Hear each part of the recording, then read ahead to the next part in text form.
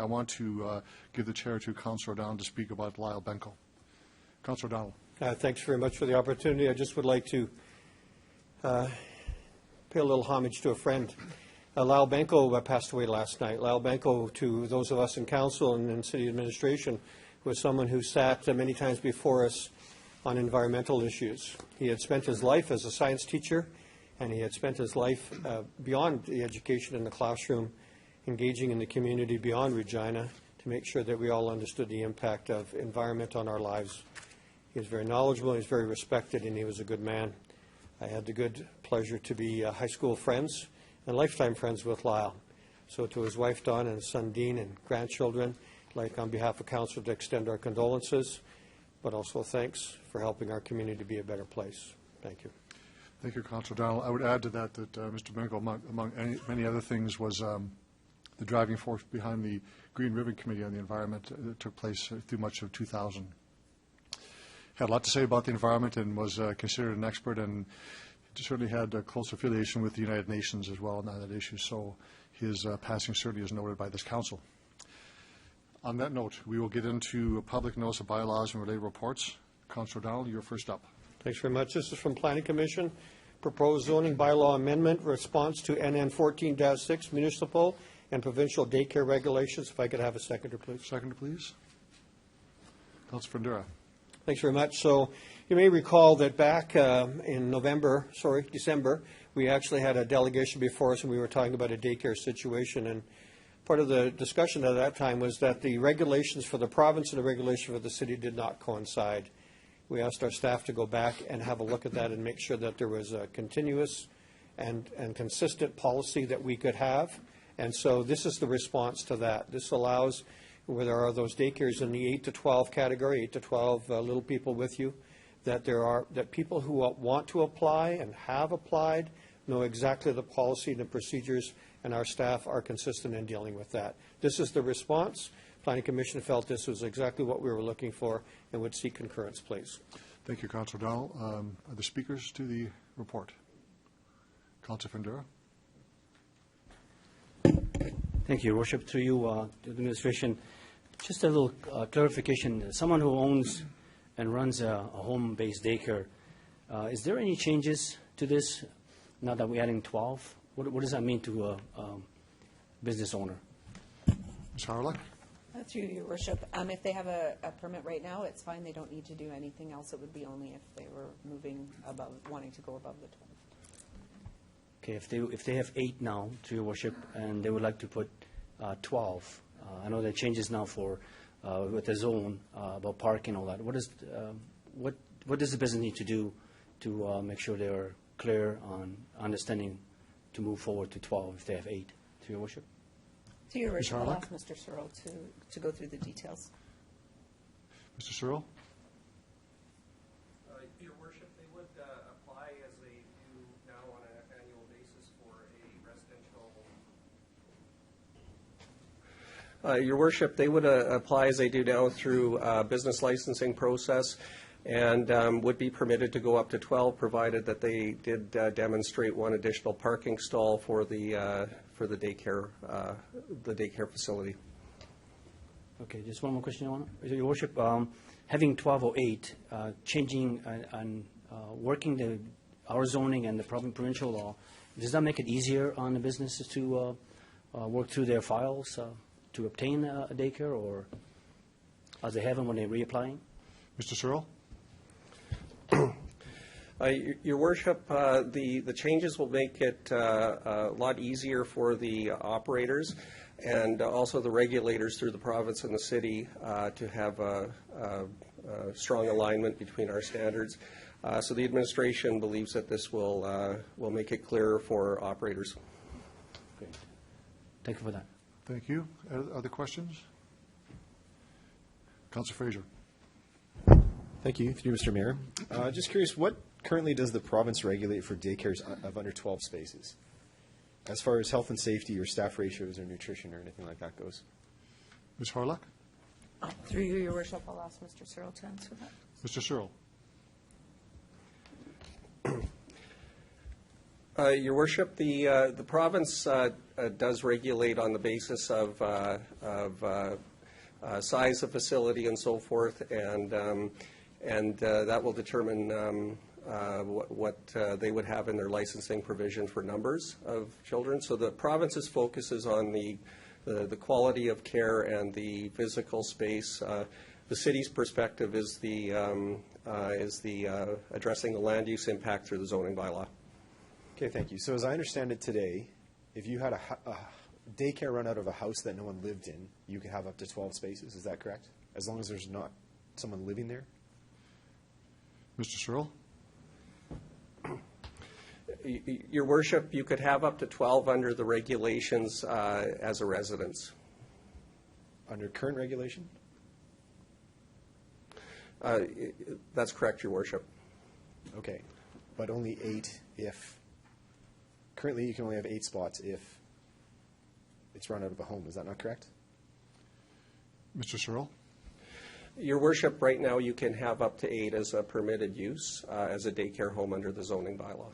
Okay, so again, if I'm clear on that, if you have a house that no one lives in, you can have 12 spots, but as soon as it's a residence, as soon as someone's living there, you could only have 8 children there, and what we're changing is that now either could have 12. Is that correct? Mr. Searle? Your Worship, we're amending the daycare home definition or the daycare home classification within the bylaw that permits up to 8, and that will now permit up to 12, so it would have to be as a residence. Okay, thanks for that. Are there tax implications at all? If it's being run out of a home, do they still pay residential taxes? Thanks. Mr. Searle? Your Worship, they would still pay the residential property taxes. The financial implication to the operator would be obtaining a license for the daycare home on an annual basis.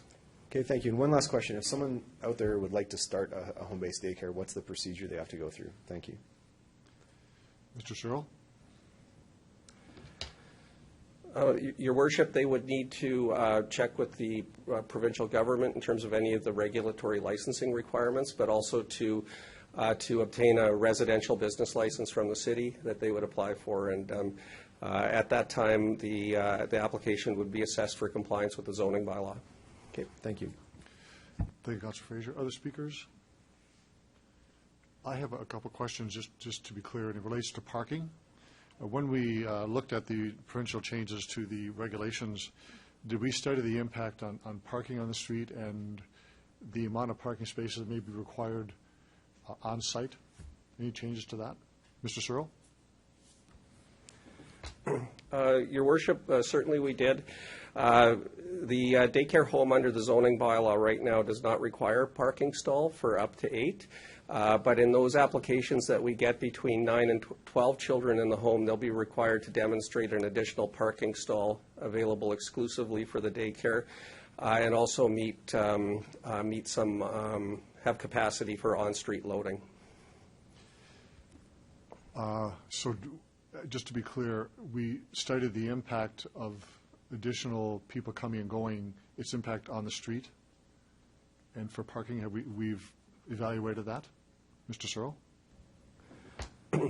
Yes, Your Worship. The requirements would be the same as they would for if a daycare operation was going to apply for between 9 and 12 under the current provisions of the bylaw. They would have to demonstrate that they would have an additional parking stall available for the daycare, and also to have a sufficient loading area to drop off the children. Is there a thought of a review after a year or two to see what its impact is on different neighborhoods? Mr. Searle? Your Worship, on an ongoing basis and through processes such as the comprehensive review of the zoning bylaw, we'll continue to assess the performance of various land uses, and certainly that would be the case with daycare centers as well. Okay, good. Thank you very much. Other speakers on the report? I'll call the question. All those in favor? Opposed? Carried. The next report from Planning Commission on the right-of-way portion closed. Councillor O'Donnell? Thanks very much. It's a closure application, portion of right-of-way adjacent to 54 Fox Glove Crescent and 200 Frontenac Drive. If I could have a seconder, please. Seconder, please. Councillor Young? Thanks very much. So what this is currently designated as an alley, but has never been developed as an alley, never used as an alley. But over time, people have walked and ridden their bikes through here. So what the proposal before you is to simply designate it now as a pathway system so that people can continue to walk and use their bike. See this as being consistent with what's used and don't need it as an alley. We look for concurrence, please. Thank you, Councillor O'Donnell. Speakers to the report. I'll call the question. Oh, Councillor Fraser, you have to get your hand up quicker. Thank you, Councillor Mr. Mayor. Yeah, this seems pretty straightforward. Just a quick question about the two attached bylaws, 216-7 and 216-9. 216-7 speaks about the sale of the portion of the right-of-way. Is that correct? Ms. Harlock?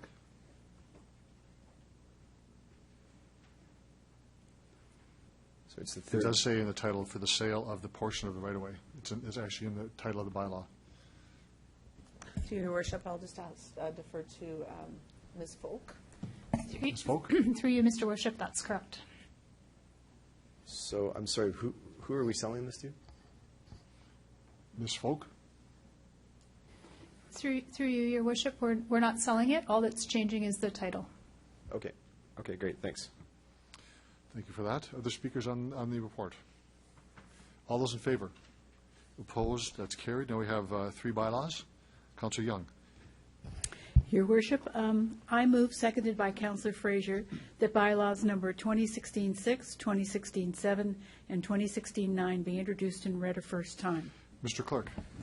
Thank you, Your Worship. Council will now proceed to the public notice bylaw stage. With respect to the three bylaws cited in early reports, 216-6 to increase the number of children from 8 to 12 that can receive child care services within a residential zone, 216-7 for the proposed closure and designation of the designated lane as a walkway, and 216-9 to consolidate the portion of land known as Riverside Avenue with the adjacent property. If there's anyone in the gallery who wishes to address council at this time, I would ask that you indicate so. There's no one, Your Worship. Thank you, Mr. Clerk. I'll call the vote on first reading. All those in favor? Opposed? That's carried. Councillor Young. I move, seconded by Councillor Murray, that bylaws 2016-6, 2016-7, and 2016-9 be read a second time. Questions, comments? All those in favor? Opposed? That's carried. I move, seconded by Councillor Hawkins, that Council hereby consents to bylaws number 2016-6, 2016-7, and 2016-9 going to third reading at this meeting. All those in favor? Opposed? That's carried unanimously. I move, seconded by Councillor Findura, that bylaws 2016-6, 2016-7, and 2016-9 be read a third time. All those in favor? Opposed? That's carried. Thank you, Councillor Young. Move on to delegations, bylaws, and related reports. We have our first delegation related to the removal of heritage property designation for 13 Leopold Crescent. Jackie Schmidt. If you could please come forward and tell us who you represent. You have 5 minutes for your presentation, and there may be questions afterwards. Okay, thank you very much, Your Worship, and City Councilors. My name is Susan Hollinger, and I'm the Vice Chair of Heritage Regina. So on behalf of Jackie Schmidt, I make the following presentation. We live our lives against a rich backdrop formed by historic buildings, landscapes, and other physical survivals of our past. The historic environment is more than just a matter of material remains. It is central to how we see ourselves and our identity as individuals in the communities. It's a physical record of what our city is and how it came to be. Building materials and styles can define a region's localities and communities. Historic landscapes or iconic buildings can become a focus of the community identity and a source of pride. At a more local level, a historic home or a park can define a neighborhood and create a sense of local cohesion. Under the Heritage Property Act, the municipality can identify a property they wish to consider for heritage designation. In 1989, the City of Regina created the Heritage Holding Bylaw list, and the Watchler residence at 13 Leopold Crescent was placed on this list. Since 1989, there have been no properties other than one property within the Downtown Heritage Conservation District that have been designated by City Council, but there have been over 67 properties removed from the list. Individual property owners' rights need to be respected, but the interests of the broader community in heritage conservation that has been conveyed through the official community plan and the heritage holding bylaw must also be considered. The purpose of the holding bylaw is to give notice to a prospective owner that the property has heritage value and that the owner must not assume that demolition will be permitted. The onus is on the owner to establish that this property cannot be preserved. By the owner's admission, the Watcher residence was purchased for the purpose of demolition.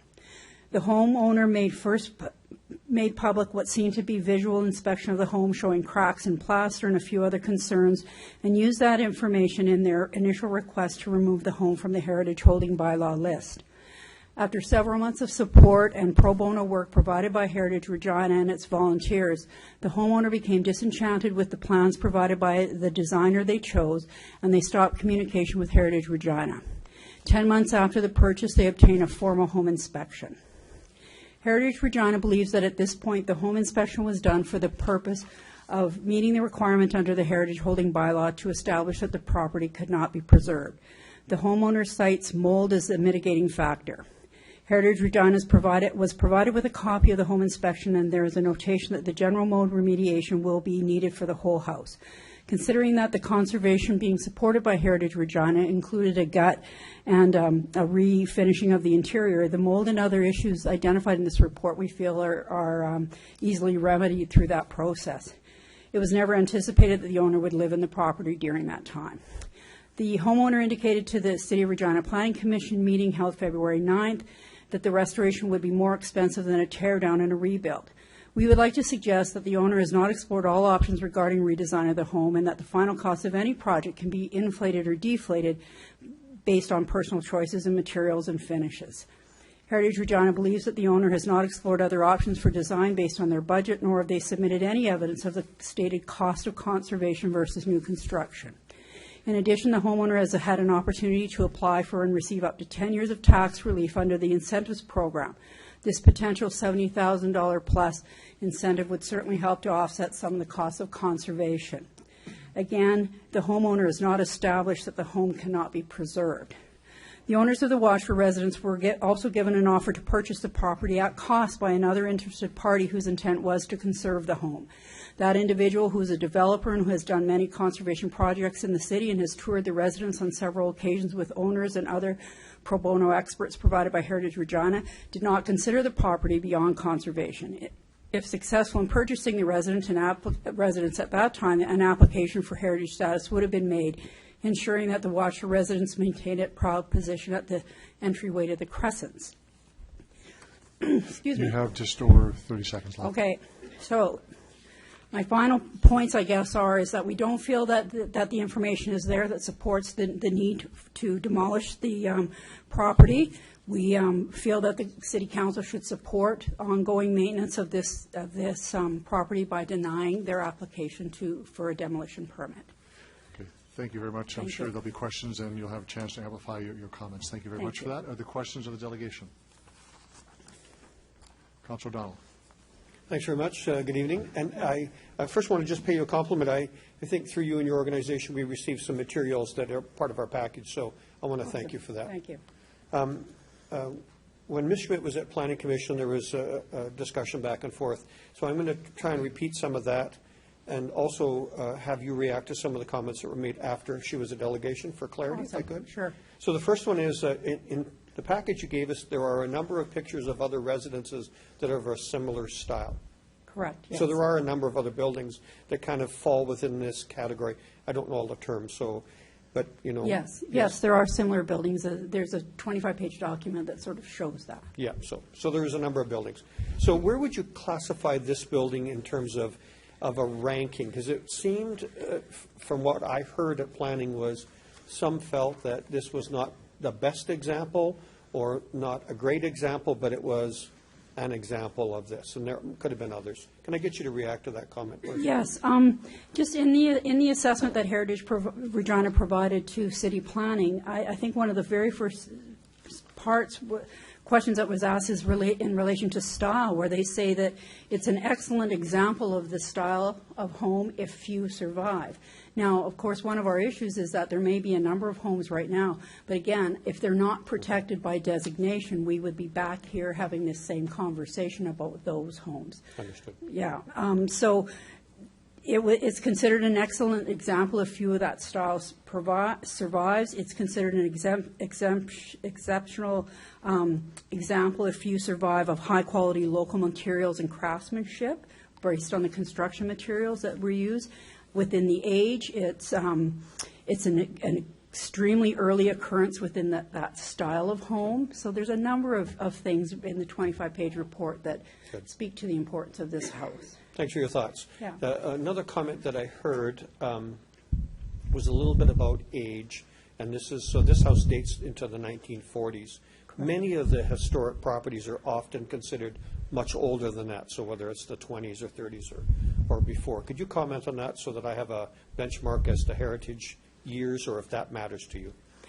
Well, it really doesn't matter to us in terms of the age of the home particularly. What we're looking for often in these sorts of things, and what the city's own assessment is, the questions that are asked in the Heritage Impact Assessment are related to uniquenesses, who built the home, different styles, different eras, how it represents certain trends at different times, things like that. Sure. And then, of course, we get into sort of another piece, which is a little bit more difficult to rate the same, but has to do with the significance, who lived there, why was that house built. Something interesting about this house is that there was a matching house there at one time before it was taken away as part of some renovations of that corner, College Avenue and Albert Street. So that house is no longer there anymore. It's sort of its sister house. And also, too, a unique part about the Crescents has to do with the fact that the railway owned that area and were making plans for a railway station, et cetera. And there's, in the report, you'll see that there's some delays in construction on that street or that block related to who owned that property. And I think it was the CPR, if I could be so bold as to not refer to my notes, but yeah. So there's some reasons why that house is a little bit older than, say, some of the other houses on that block, but that doesn't make it less, or is sort of, younger. Yep. Doesn't make it less significant. Okay, thanks for that. And I think part of my report talked about it being the gateway to the Crescents, and we stand by that. I appreciate that. So you have great knowledge of our bylaws and so on and how it went, and that was part of the discussion at Planning Commission as well. So to the best of your judgment, did the current owner of the property follow all of the regulations, duty processes that he should have followed? Well, I'm not sure. And the reason why I say that is because I under the requirements is that you have to establish that the place is not, it can't be restored. That's a requirement by the current owner to do that. And I guess from the information that we have available to us, and what was mentioned at the Planning Commission meeting was this costs more than this does. And I don't know if the homeowner sought several opinions. I don't know about that, but we didn't see any evidence of that. So I think in terms of making the decision, it's based on the evidence that's presented, and I'm not convinced that the evidence that we have that evidence. Thank you for that. I'm going to seek one more opinion, if you don't mind. And I mean this, I'm not trying to put you on the spot. I'm giving you a chance to comment. There's kind of rights of the individual and there's rights of society. That's kind of a fundamental notion here. So if I was to suggest that the current owner has followed the current regulations and so on and has the right to make this request, does that supersede, or is that not as important as the community's value in terms of retaining this building? Well, I think that when a person purchases a home on the Heritage Holding Bylaw list, I think that should be a clue that there's some reason that this property is significant. And I think to make an attempt to understand that and to somehow then appreciate that is important. So I don't want to say one is more important than the other. I think what we need is a process within the city that will explore what, and try to find that answer. Which one is more important? Like I said, there's been only one incidence where a building was, against the will of the owner, designated after the heritage holding bylaw list was developed, and that was a building within the downtown heritage area. So from our perspective, that's a little bit disappointing, because every heritage property on that holding bylaw list today seems to us under threat, because if the owner of that property decides they don't want to go for designation, then it doesn't seem like there's any way except for City Council to vote against a demolition permit. And I think we need something better than that. So I don't want to say their interests are more important, but I think, from my personal opinion and Heritage Regina's opinion, is that there's a time when we sometimes have to look at and say what's important for our community, and which buildings are important, and which buildings tell our story, and which ones do we need to keep.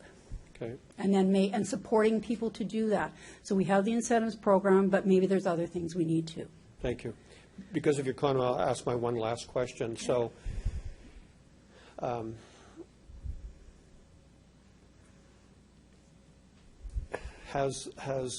I'll pass. I'll let this one go, and I'll ask the proponent. Thank you. Okay, thank you. Councillor Hawkins?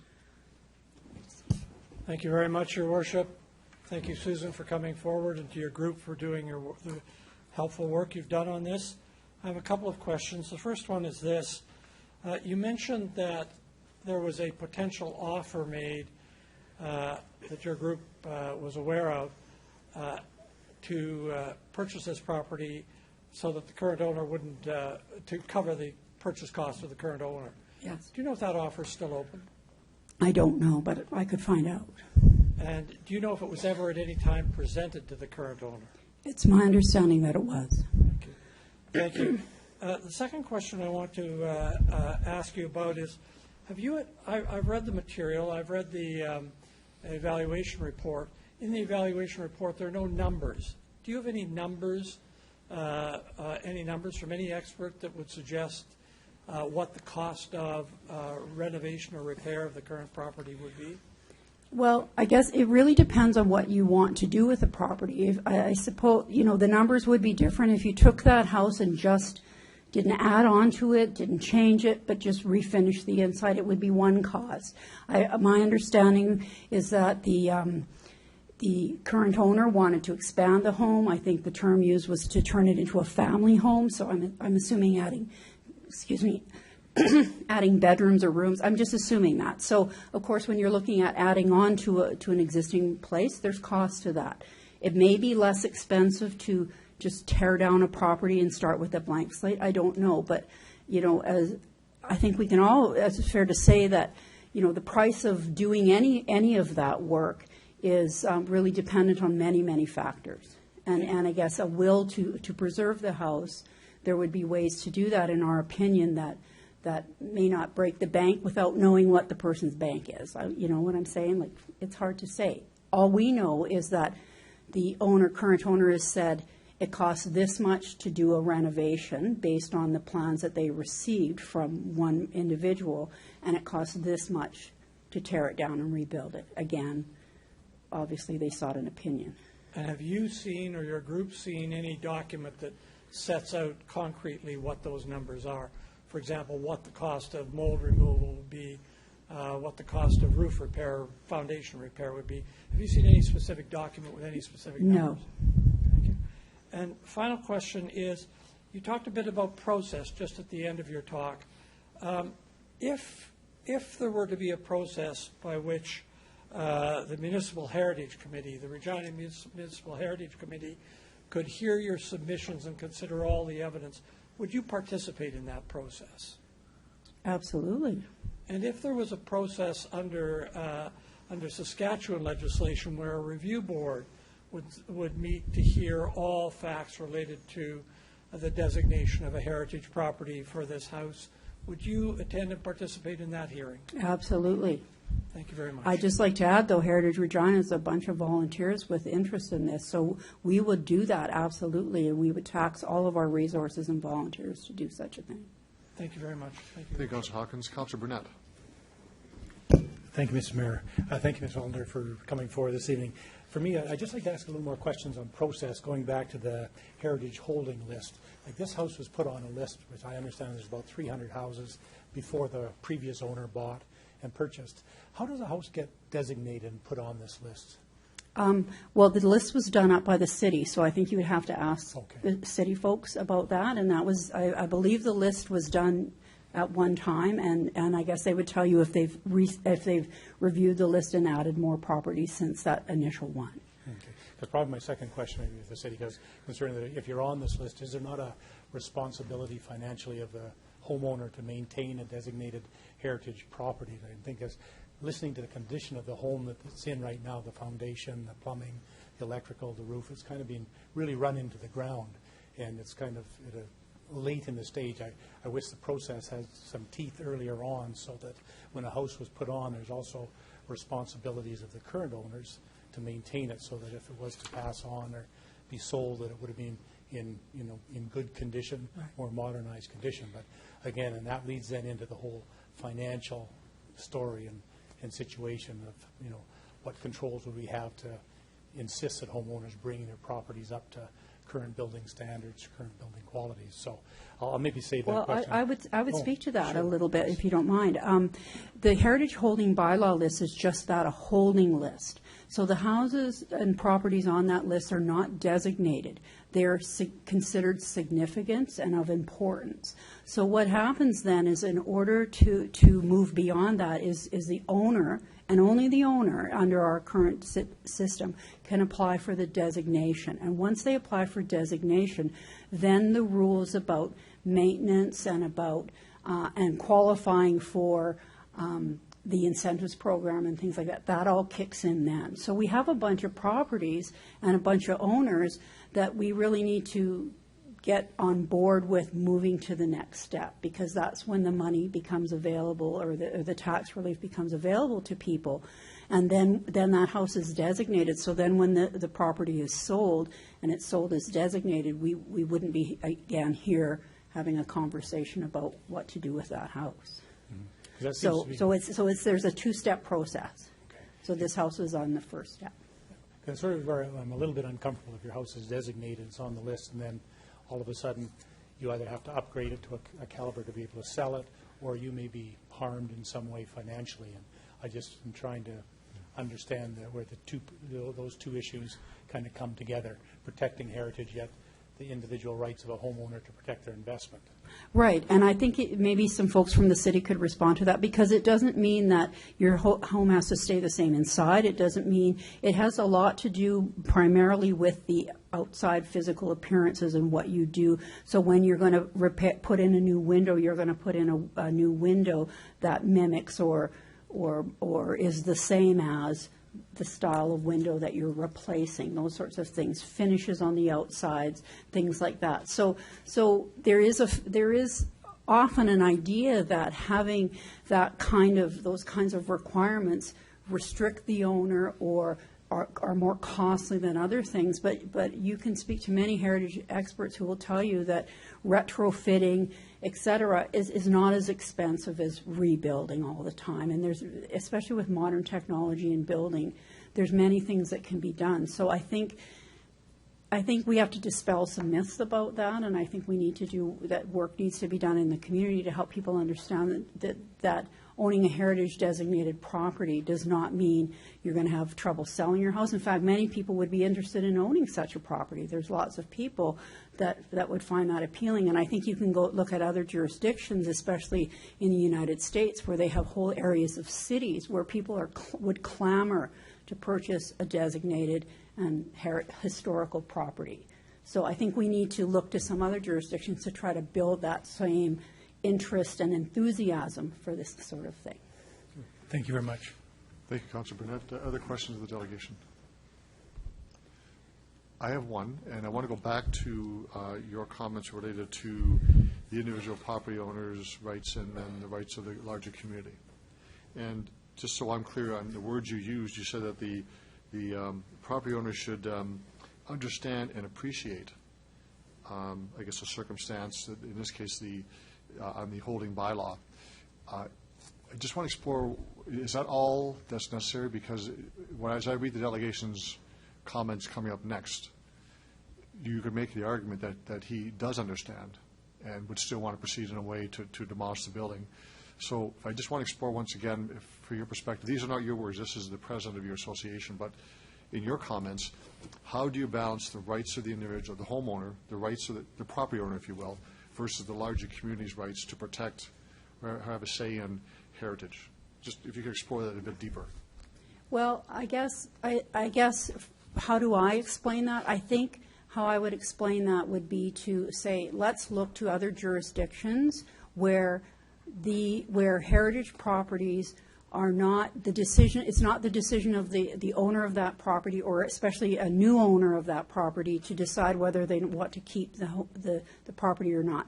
The cities or the municipalities step forward and say, they go through their area and say, these are the places and these are the ones that we want to be protected, and they provide assistance to people and they provide support to do that. So I'm not trying to, we're not trying to disrespect the current owner of the property and suggest that they don't appreciate the significance of the home or anything like that.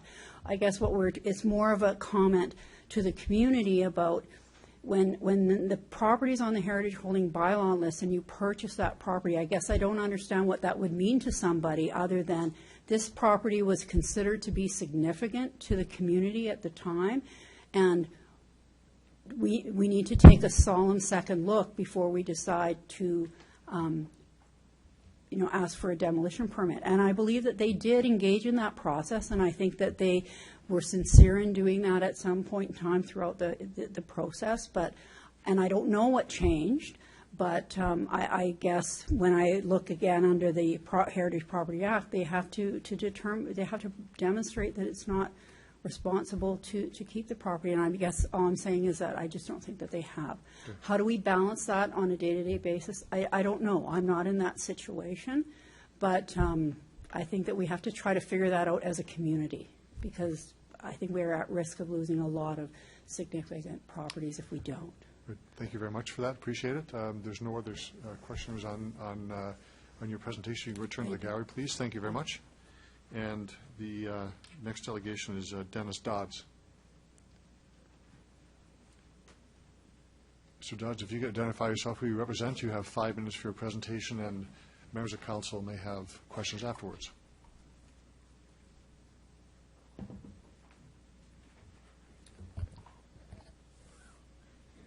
Your Worship and City Councilors, thank you very much for the opportunity. My name is Dennis Dodds. On February 2015, my wife, Gail Dodds, and I purchased the property at 13 Leopold Crescent. Our intention at the time was to demolish the existing house, build a new house in its place, and happily live across from the park we love. Our purchase was not a wild impulse. We had watched the property list and relist at ever-declining asking prices over the course of time. We were aware the house was on the Heritage Holding list and suspected this, along with the poor condition of the house had been uninhabited for years, was preventing a sale. We looked into the Heritage Holding bylaw and what that might mean for a potential owner. We contacted city administration and learned there are some 300 buildings on this list established in the 80s. Further, its inclusion on the holding list did not mean that the house could not be demolished, but rather that there was a process to follow prior to doing so. We also learned there were only 2 properties in the history of the city that had been made heritage property against the wishes of the owners. Given that no one else stepped up to purchase the home, we elected to do so and follow the process required to remove it from the heritage holding list. Rest assured, over the past year, we have heard a great many opinions on what should happen to the house. Resistance to demolition seems to coalesce around 2 factors, one being the loss of a familiar building, and the other being a fear of what might be built in its place. I respect the sentiment of those resistant to renewal. A familiar facade on one's daily commute might well be missed. That being said, rehabilitating this property with its significant air quality, sewer, foundation, roofing, and landscaping challenges presents an unreasonable financial burden. DKM Engineering Limited recommends the removal of several trees and shrubs, excavation to the footing, foundation underpinning, regrading, weeping tile, and installing membrane on the foundation walls, vapor barriers, and ventilation in the crawl space. DNR Roofing told us the roof needs to be replaced, but no company in Regina, to their knowledge, works with similar materials. Caliber Home Inspection stated that the house is in an advanced state of disrepair and in an unlivable state. All workers/individuals entering the house must take appropriate measures to avoid risks to health. There are additional issues such as leaking windows and cracks in walls that also need to be addressed. Available incentives do not come close to mitigating such expense.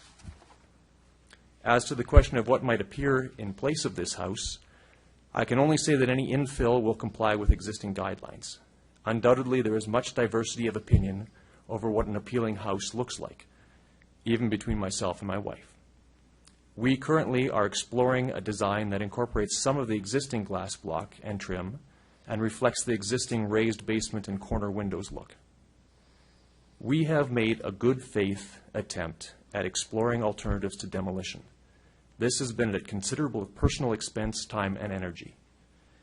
We have followed all procedures required for removing a property from the Heritage Holding list. I respectfully urge City Council to respect our wishes and the recommendations of both City Administration and the City Planning Commission and vote in favor of removing 13 Leopold Crescent from the Heritage Holding list. Thank you. Thank you, Mr. Dodds, for your presentation. Other questions of the delegation? Councillor Hawkins. Thank you very much, Dr. Dodds. I appreciate your presentation. I have several questions. You've told us that you purchased the property with the intention of tearing down the house. You also mentioned that you were aware when you purchased the property that it was on the Heritage Holding list. Did that signal to you that there must be procedures to be followed before you could tear down the house? Yes, it did. And as I said, we contacted City Administration and asked about those procedures. And we were told that essentially that there was a 60-day waiting period before we could be allowed a demolition permit. And are you aware of any other procedures with respect to designating a municipal property as a heritage property? We, after speaking with Heritage Regina, we looked into the process of making that property a heritage property, including the incentives, which I would like to add do not come to $70,000. There's the incentives are, I think, $50,000 or a 10-year tax exemption, whichever is the least. And a 10-year tax exemption on that property would be $49 and change.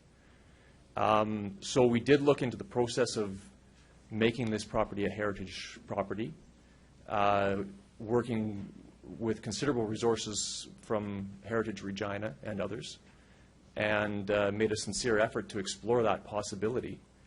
But finally,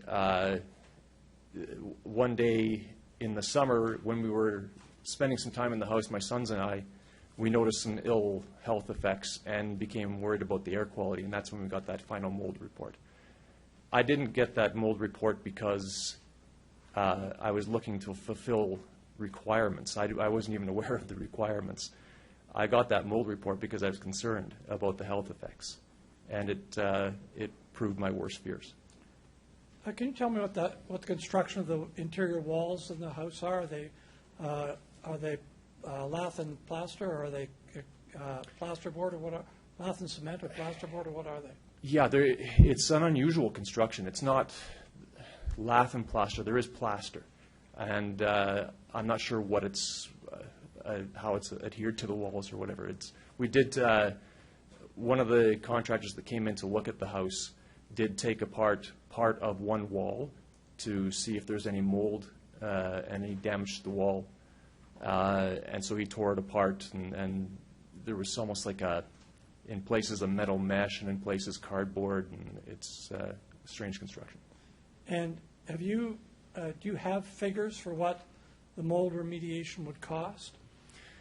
No, no direct figures. The gentleman that did the report for Caliber Home Inspections, in discussion with him, said that given the mold, his words were that the house was the second worst house he'd ever seen in his career for mold, and that to remediate it, you'd have to hire people with hazmat suits and respirators and HEPA filters to come in and do it.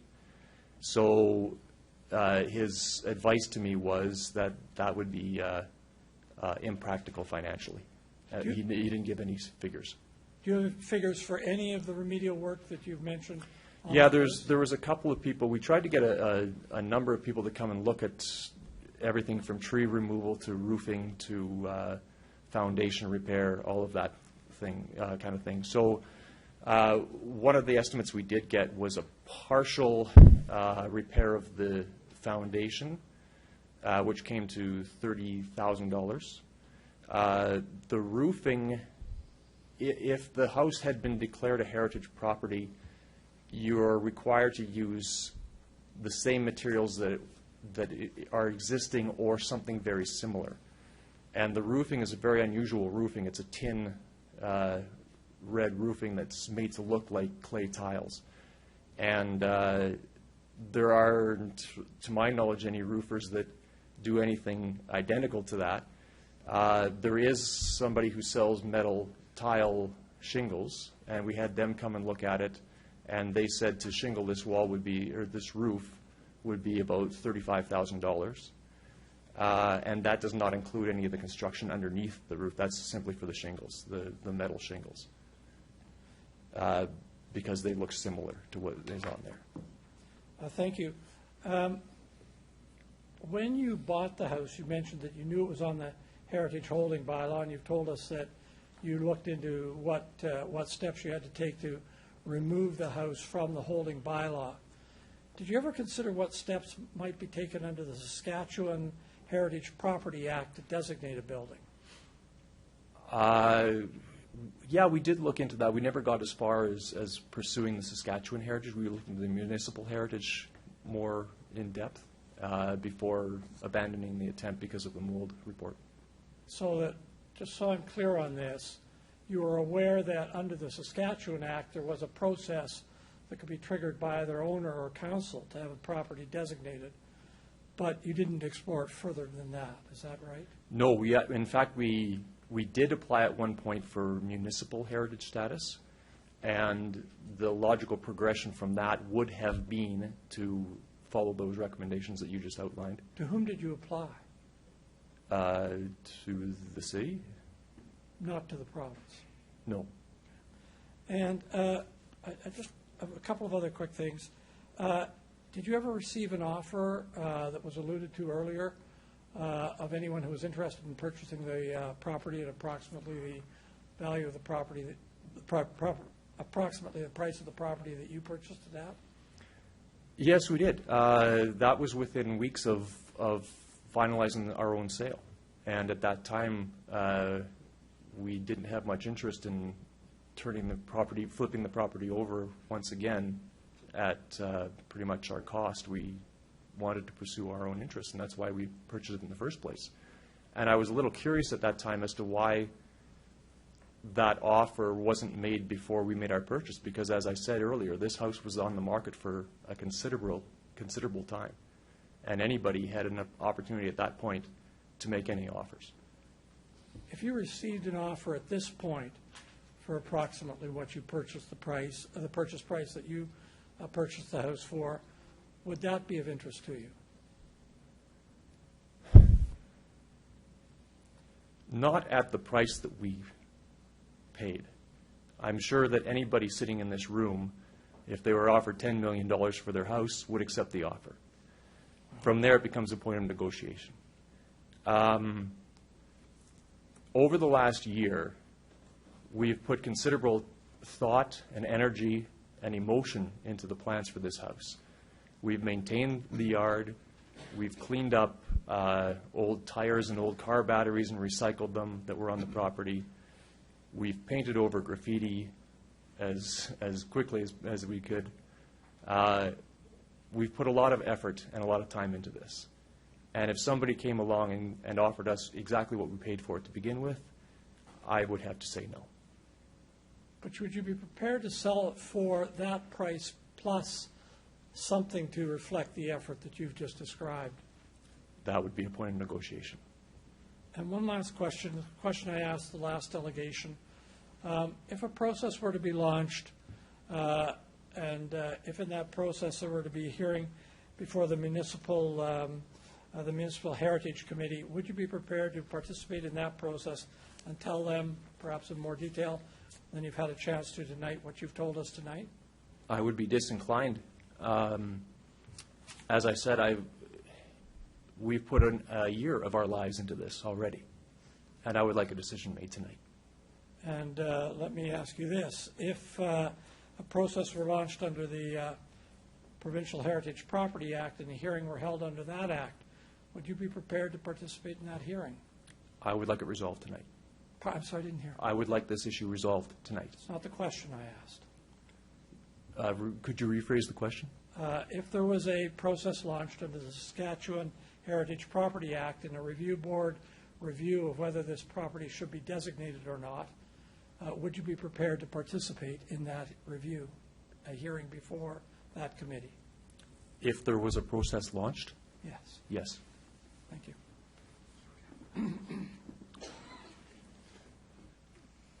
Thank you. Councilor O'Donnell. Thanks very much. Good evening. Thanks for coming forward. I'm going to just review a little bit about what you said with you, and then I want to ask kind of leading questions. So the first thing is, the property was for sale for a number of years. Is that accurate? Sorry, a number of years. Is that accurate? The property, I can't remember. I believe the property was for sale for almost a year. I can't remember the exact date. Okay. And to the best of your knowledge, the house was not inhabited for some period of time? Yes. To the best of my knowledge, the previous owner was ill and in a home, and the house had been uninhabited for a few years. Okay. So when you first walked into the house, you saw? We saw a house in need of many, many repairs. We saw mouse droppings. We saw large cracks in the walls. We saw leaking windows, stains on the ceilings. And I am not by any means an expert on home construction or remediation, but I felt immediately that the reason for this house being on the market for so long was quite apparent when you walked in. Have you lived in the house at all? Have you slept there one night? No. When you made the call initially around purchase time to the city and found out the process based on the designation, were you, in your mind anyway, were you made fully aware of the context of what you needed to do over the course of time if you were going to renovate, live in the house, et cetera? Was that all clear to you? Not entirely. When I made that phone call, the question that I asked was, is there a reason that we couldn't do whatever we wanted with this property if we were to purchase it? And the response was that there is a process to go through before you are able to do whatever you want with this house. Okay. And some mention was made of that 60-day before you were able to get a demolition permit. In hindsight, over the past year, and now having greater knowledge as to process, did you follow the process as prescribed by the city when it comes to being on the Holden bylaw? To the best of my knowledge, not only did we follow the process, I think we went above and beyond the process. Could you describe to me about going above and beyond briefly, please? Shortly after purchasing the house, we applied for a demolition permit to get that process rolling, that 60-day trigger. And Heritage Regina contacted us, and we went to the house with them. We looked through the house with them. We listened to some people that they wanted us to listen to, a developer, an architect. We agreed to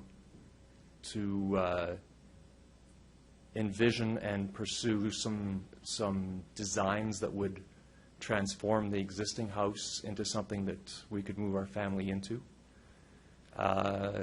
We hired a designer, and we went through a series of designs. At no little expense to ourselves. And in the end, I guess the mold report was what changed our minds. Okay, thank you. You heard me ask a question, I believe, to earlier delegation. I'm going to ask you a similar question. You went into this with knowing what, or over time, sorry, short period of time, understanding all that was involved. So now you have a situation where you're the owner of the house, and then there is this notion in society of what may be a greater good. Could I get you to comment on the rights of the individual as a landowner or the rights of society in terms of heritage designation, shall we say? Naturally, I would lean towards the side of having our rights as a homeowner respected. I do understand that there is a community interest in the property, and that's why we put so much time and effort into finding potential alternatives to losing this house. And in the end, we decided that this house was too far gone, and I guess that begs the question, what is the threshold of expense that is deemed reasonable, and who decides that? I've seen ancient Roman ruins that are restorable with an infinite budget. We don't have an infinite budget. And who determines how much money we are to spend on this house in order to fulfill and create a heritage property, to redeem a heritage property? The house had been neglected for a considerable time, and that was through no fault of our own. And we knew what we were purchasing, and the chances are we would have to demolish it. Good. Thank you. Thank you, Councillor Dowell. Other questions? Councillor Bryce? Thank you.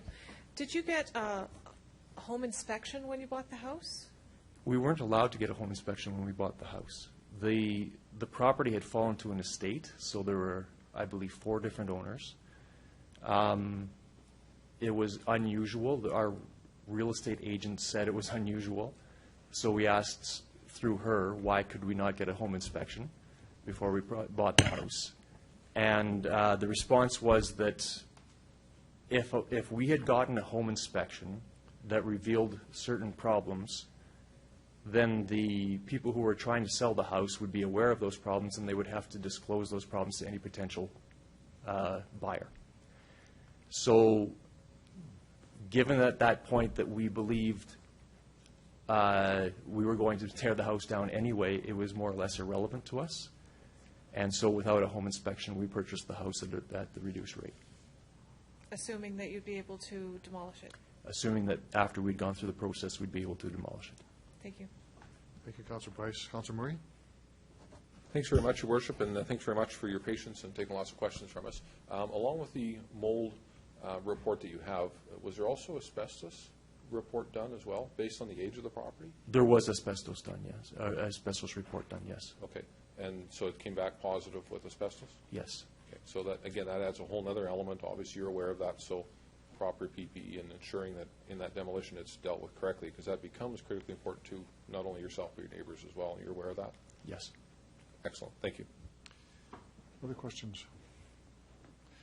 I have one question, and you may have answered, but I'm going to ask this in a different sort of way. If, and this is a big if, of course, or did you actually look at, when you talked with Heritage Regina and the city, the heritage elements of the building, the roof, the glass walls, those things, if those could be retained, which is really what's important here, is not the whole building, it's really the outside or in terms of the inside. Did you do an analysis of the cost to do that versus demolish and build new? Yes. We didn't receive any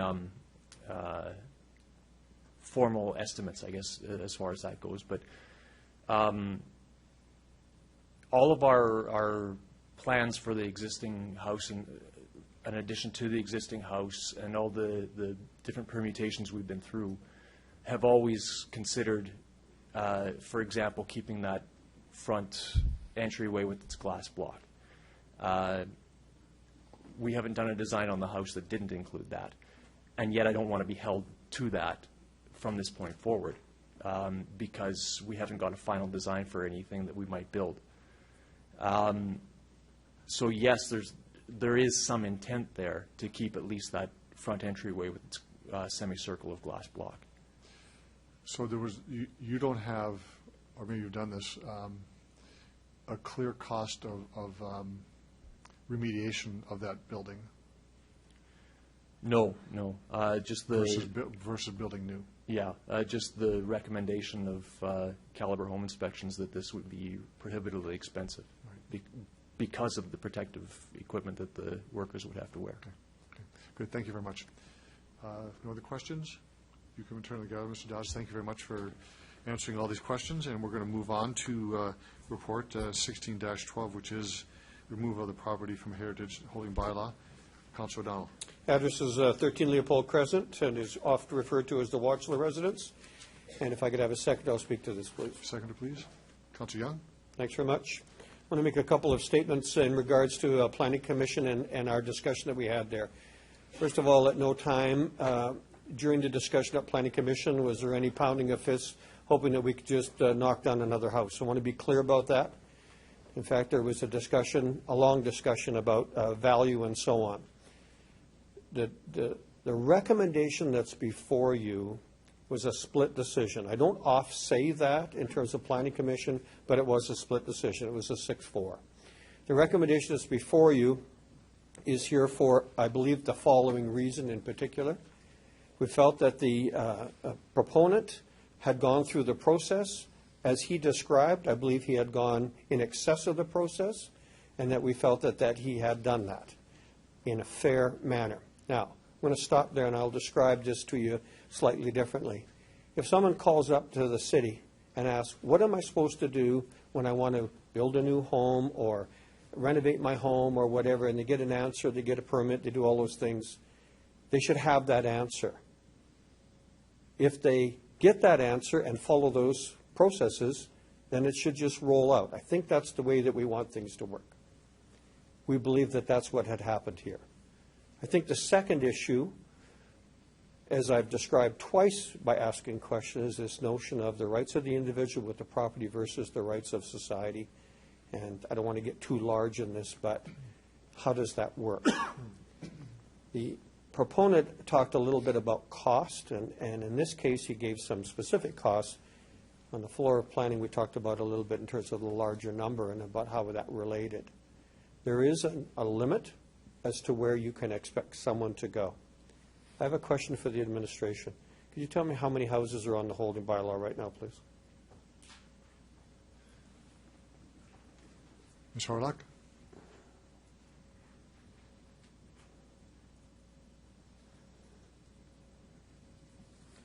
Through you, Your Worship, there is, sorry, just quickly doing the math. Actually, Mr. Searle might have the answer quicker. Mr. Searle?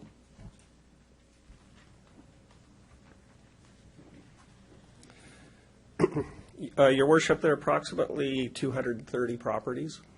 230, thanks very much. And so in the last while meaning the last couple of years, have there been any houses that, because they're on that list, have actually been renovated or brought up to standard or have gone through a process to improve the property that you are aware of, by the way? Mr. Searle? Your Worship, certainly there are properties that have been that were on the Heritage Holding Bylaw that have been upgraded and obtained benefit under our Heritage Program. And to your knowledge, do we have any that are in the queue right now in terms of application that will also be looking forward to doing that?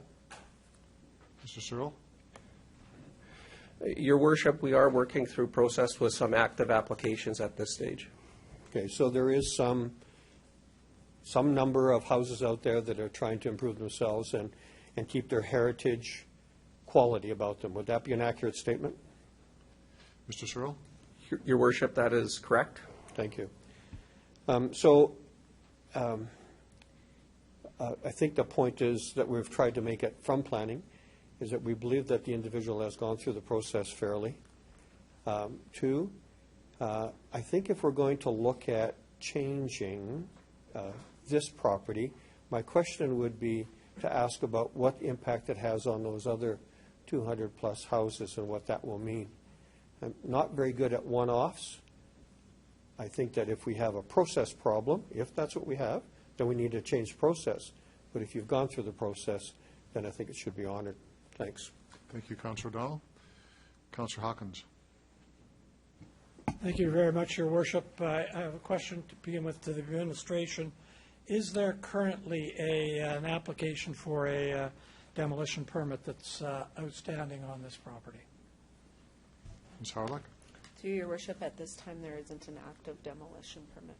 I'm sorry, I didn't hear. There is not an active demolition. There's not an active demolition permit. Thank you very much. Councillors, the important point to understand at the beginning of this is that there is a difference between the municipal notice holding bylaw, a bylaw which is intended to give potential owners and council, the city, notice that a permit has been applied for to demolish or alter a possibly heritage building. There's a difference between that kind of bylaw and a law which designates houses as municipal heritage properties. And the law which designated houses as municipal heritage property is in fact not a city law, but a province of Saskatchewan law, the Saskatchewan Heritage Property Act. And very briefly, I'd like to take a minute to just outline the steps under that act. First of all, a municipal council shall serve, if it wishes to proceed down this road, a notice of intention that it wishes to have a property designated. They shall, prior to doing that, consult their Heritage Advisory Committee, and they shall, at a meeting not less than 30 days from the date of the last service of notice of intention, consider a bylaw to designate the municipal heritage property. If they pass that bylaw, it goes off to the review board of the provincial review board under the Property Act. Now, if prior to the council making that decision, if the owner serves a notice of objection to council making such a decision, that also triggers an application, a hearing before the review board. The review board then considers the matter, gathers all of the evidence from both sides, weighs the very balance that we've been talking about tonight, which both sides, both delegations so articulately mentioned, and makes a recommendation in full knowledge of what it will take to bring the house up to standard, makes a recommendation in full knowledge of the heritage value judged on their scale that the house might have. That comes back to council, and council, armed with that report, can make a decision on whether the property is to be designated. It's part of the laws of Saskatchewan. In this case, what we have is a situation in which there is more than plausible case that this property is potentially a heritage property. Our administration concluded, and I quote, that the property is of moderate architectural and historical value, but assessed at high for viability due to its context and land use. In addition to that, we have evidence from the Regina Heritage folks who've done a study. We've had evidence from the Cathedral Area Community Association that feels this property has heritage value. 4 of 6 members of our own planning commission thought that this house should stay on the list. That's enough evidence to suggest that the suggestion that there's heritage value here is not frivolous. On the other side, we've got evidence that there is going to be a cost to renovate this house. We heard some numbers tonight. I added them up as I got them. I think the number came to $70,000. I suspect it's more. But it is some number. Clearly, we need more evidence to balance that. Or to put it another way, that's the kind of balancing that should be considered either by our own municipal advisory committee or by the provincial review board, all of which would happen if council decided to trigger the municipal designation property, the municipal heritage designation process. So I'm going to give council a notice of my intention at the next council meeting to introduce a bylaw as follows. That council directs city administration, I provided clerk with this, the council directs city administration to serve on the owner of the property at 13 Leopold Crescent a notice of intention that council will consider designating the said property as a municipal heritage property within the meaning of the Heritage Property Act, Province of Saskatchewan, and to take all other steps required to have the said property so designated. That said, that comes at our next meeting. Our immediate consideration is whether or not we leave this property on the heritage or on the property holding list. I am going to suggest that we should leave it on the heritage property holding list. That is, we should reject the Planning Commission's recommendation to us. I suggest that because of the reasons that I think there is a viable issue here in terms of the heritage value of the property and balancing the other interests involved. I suggest that because the owner did have notice before he embarked on this endeavor that there was an issue as to heritage status. And I finally suggest that because the stated goal of the city's holding bylaw is to avoid demolition of buildings and structures of significant heritage value, and the stated goal of the OCP, and I quote, is support for the protection, conservation, and maintenance of historic places. If those are our goals, if those are our goals, surely we have to walk the walk, not just talk the talk. And in this case, walking the walk does not mean deciding tonight to take the house off the list. What it means is creating the space to trigger a proper process for determining whether this house should be designated as a municipal heritage bylaw, and it's to that reason that I give notice that I will move a motion triggering that process. So in conclusion, two things. One, I give intent to the council a notice of intention that I will move at the next meeting that process. Secondly, I oppose the recommendation before council. I think we need more information. We need the expertise of our own Heritage Advisory Council and possibly the expertise of the review board before we're in a position to make up our minds. Thank you very much. Thank you, Councillor Hawkins. Councillor Murray. Thanks very much, Your Worship, and thank you very much, Councillor Hawkins, for your wise words. Upon our earlier discussion, I had mentioned I was strongly in favor of your motion. And I have to say I've got some questions for administration because I did some research on my own to find out a little bit more about this property, a little bit more about this place that we're talking about, 13 Leopold. If we go to the City of Regina's website, regina.ca, in the upper left-hand corner, there's a key that says tax and assessment. So I clicked on that and typed in the address to see a little bit about the building. I found that under building quality, it was referred to as excellent. So from our standpoint, our taxation standpoint, the way that we've leveled taxes, we've said that building is in excellent condition. My question, I guess, to administration is how do we determine excellent versus fair versus not applicable versus the various choices that are there? Because that's not what I've seen. When I look at the pictures that were presented to us from the report, it doesn't strike me as excellent.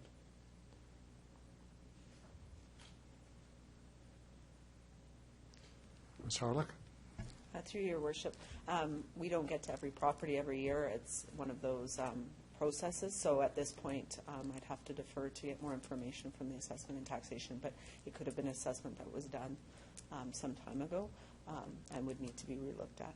Yeah, and I assume that was the answer, that it's been a while, because at the top it says it was last updated November 1st, 2015, is under the summary. So either we have a typo or we have some misinformation. But again, our ability to make decisions is based on the information before us, and so I get that. And to err is human, I understand that too.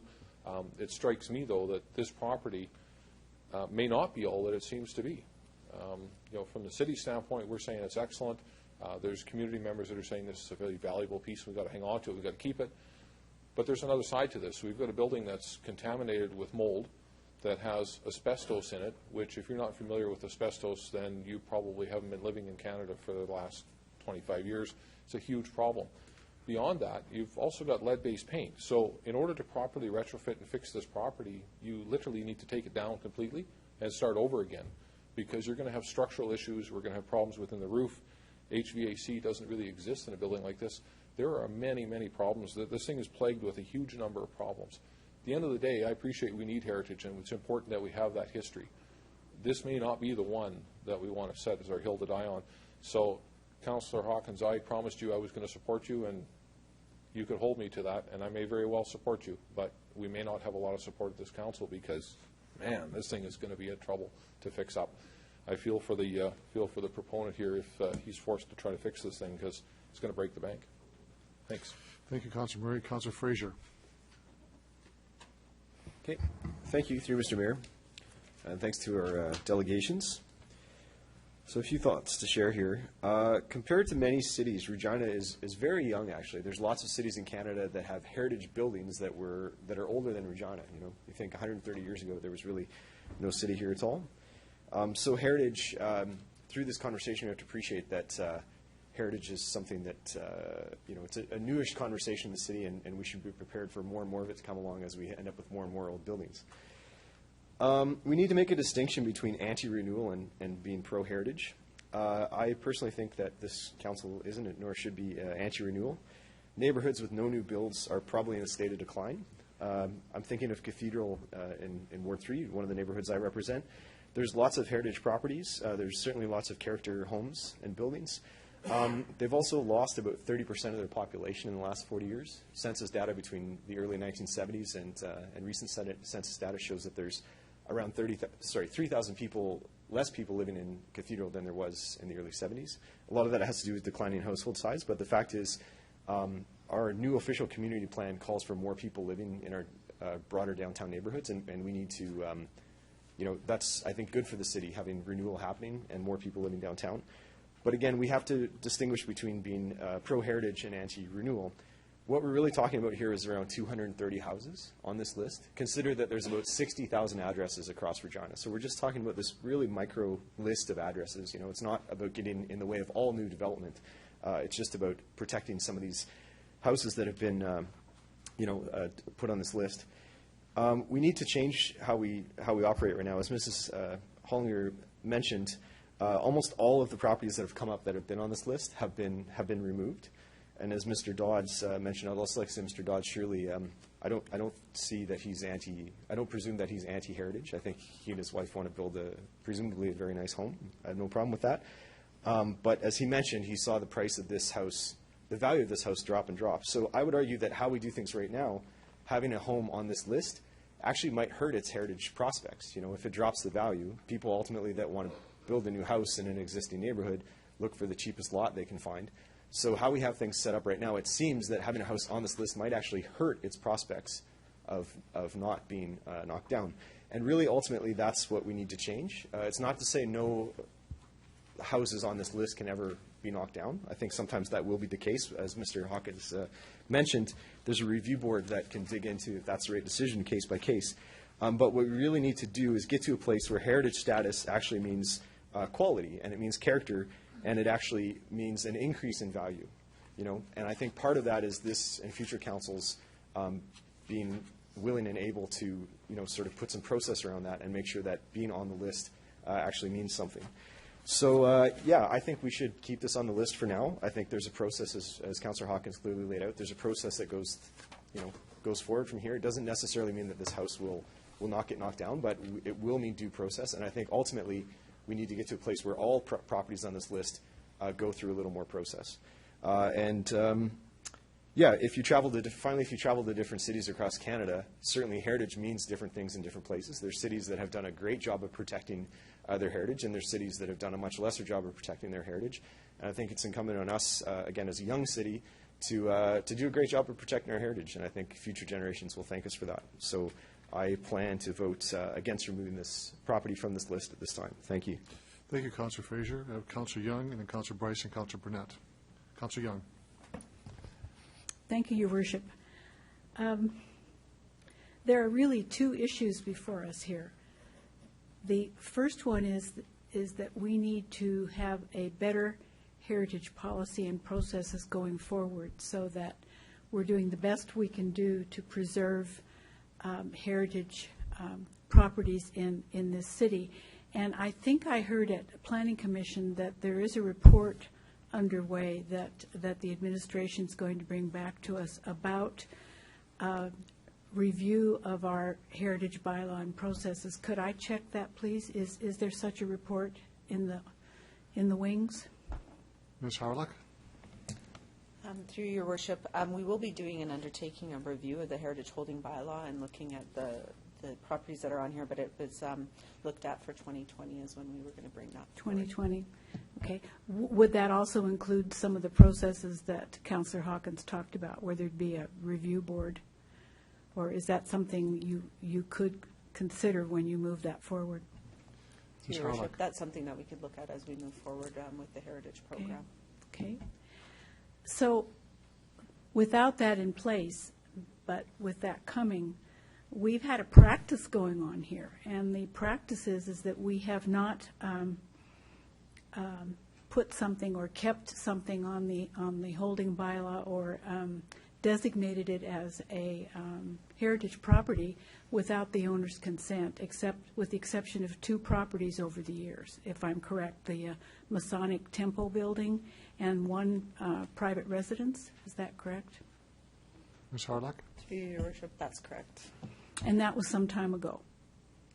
So for the last years, we have had a practice going. So if you've been observing this, and if you are looking at heritage properties, you would assume that if you bought it, you are the property owner, and you might work to see whether you could maintain that property as a heritage property, but that the city usually refers to the owner to make the final decision.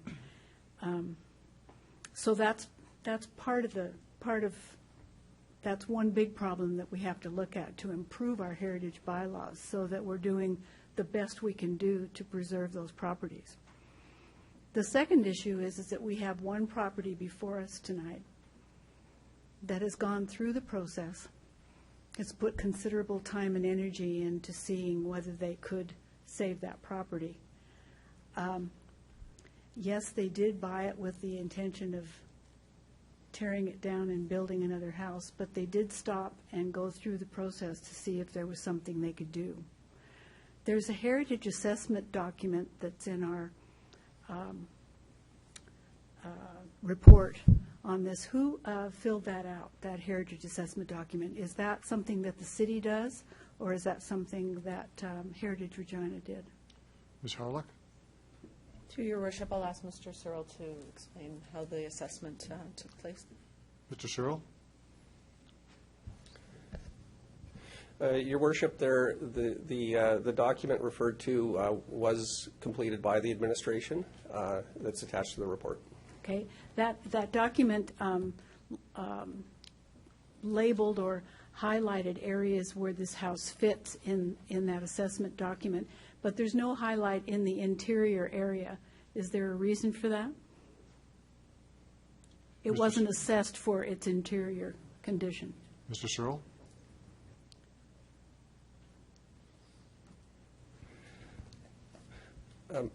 My apologies, Your Worship. Can I just have the question repeated? Yeah. As you read through that document, where this house fits is there's a yellow highlight, but there's no highlight in the interior condition, and I'm just wondering why that is. Mr. Searle? Your Worship, there's 2 documents in the report that you have before you. There's an assessment that was prepared by the administration, which is in Appendix A-8. There's a second document that was prepared by Heritage Regina that might have those highlighted areas. Yeah. The administration's assessment, though, is in A-8. Okay. And I am looking at the one that Heritage Regina assessed. There is no assessment of the interior, and I find it interesting that the interior of the property refers to just repairs that do not include the interior workings of the building, like the plumbing and the sewage and the electrical, and it only refers to cracks in walls and that type of thing. So I would think that that may have to be looked at in terms of our assessment of buildings. And then the The last thing that I would mention is that it says that the landscape is good on that house. I happen to know people who owned that house and who were one of the sellers of that house, and there are drainage issues on that lot because it's at the lowest point on that block. So there's grading and there's all kinds of water problems as well. So the landscaping is not okay on that lot. There would have to be some regrading from what I understand.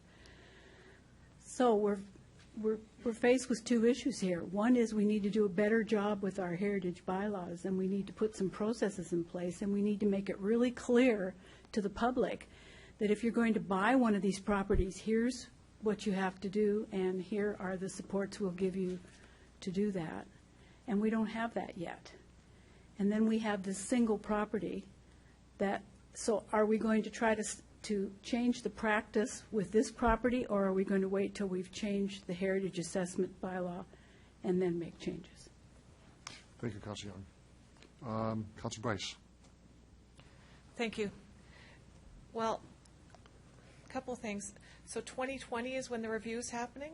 So I don't want to wait another 4 years to actually do something about things like this. I think that people need to go, when they're purchasing properties like this, when there are caveats on it, they have to go in with their eyes wide open. It'd be a huge red flag if somebody said, you're not allowed to do a home inspection. That would be a huge red flag for me, myself. But there's also the caveats that go around things like when there's something on the, when it's on the heritage holding bylaw, it's not that you just put in an application and you automatically can demolish it within 60 days. Here we are at council dealing with this. So I think people really need to go into properties like this with their eyes wide open. I'm not going to repeat anything that's already been said because I think to me, I agree with Councillor Hawkins. I think we need to start reviewing these properties and not be so stagnant. We either need to do something with them or take them off the list, not stay stagnant the way we are. Thank you, Councilor Bryce. Councilor Burnett. Thank you, Mr. Mayor. I'm like many around the table. I'm kind of torn between the process that we've got with the holding bylaw. I'm just wondering, can I go back to my question I asked one of the presenters? How does a house get put on the list? Mr. Searle. Your Worship, the list was created in 1989, and there were approximately 300 properties that were put on the list at that time. The most recent update of the list occurred around 2003, 2004, when an additional 15 properties were added to the list at that time. When that occurred, there were heritage assessments prepared for each of those properties to rationalize the inclusion on the holding bylaw list. And did the current homeowner have the opportunity to voluntarily add it, or did not ask that it not be put on the list? Mr. Searle. Your Worship, at the time that the property was added in 1989, so this property would have been included in that bylaw. There would have been some notice that would have occurred at that time, but there is no requirement to provide notice to a property owner to include a property on a heritage holding bylaw list. No, the reason I ask, I look at my own personal situation of now owning a home that I've spent 40 years paying off a mortgage to have this asset, and this asset becomes a very valuable piece in my retirement planning. And to think of having someone all of a sudden designated, as on this list, now all of a sudden my ability to maybe sell or resell to get top dollar out of my home so that I can maybe have a better quality of life in retirement, there are some serious ramifications. And I guess I say that because we were arguing about the rights of an individual versus the rights of the community. I guess I see a little heavier weighting to the rights of the individual because it's their money that's actually tied up on the property. And so that's certainly a concern. And I guess from my perspective, I wish that review was coming much quicker than 2020, because I do think there needs to be some better models looked at. And I think it was mentioned in one of the presentations by our Heritage Regina that there needs to be some commitment by the existing homeowners, if it's on there, that they need to put investment into the home to maintain it so it doesn't get run into the ground like this.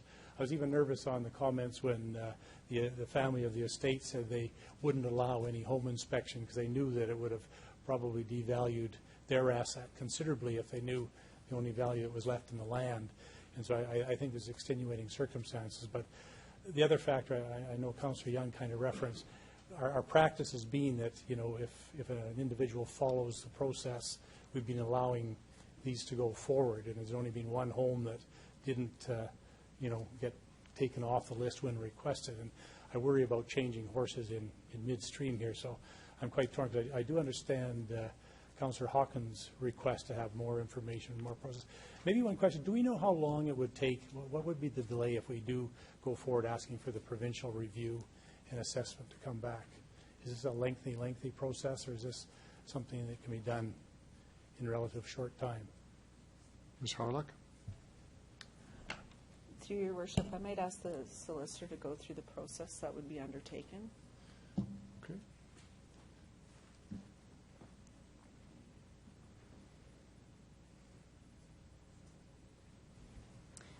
Through you, Your Worship.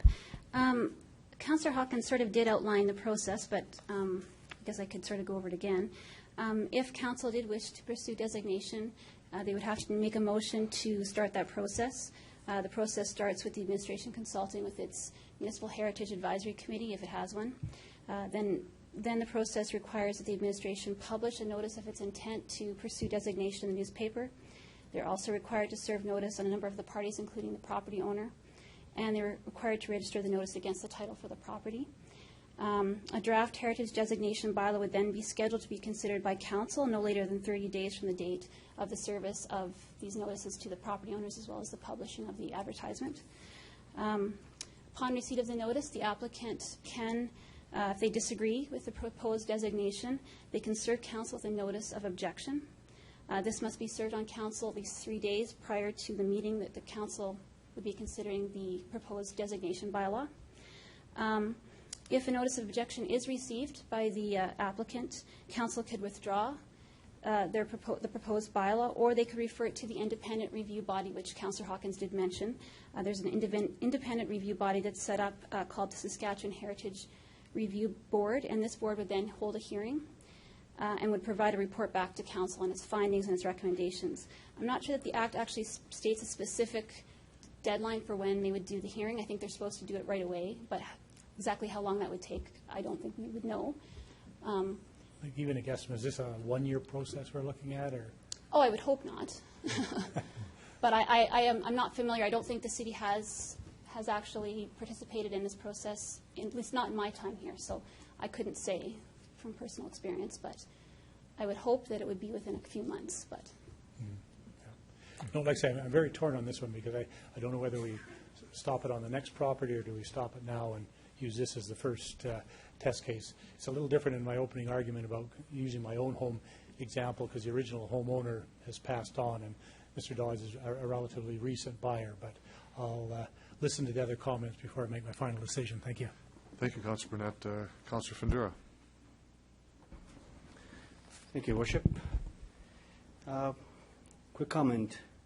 We always look at heritage properties, and we're dealing with them right now, but my question always was, probably will be, is previous owners or previous owners of properties are left at their own peril and not looking after property, even though it's on a holding bylaw or on a heritage bylaw. So the first question to administration is there a process somewhere that, I mean, we do bylaw inspections, right? We do clean property, and we have all these kinds of things.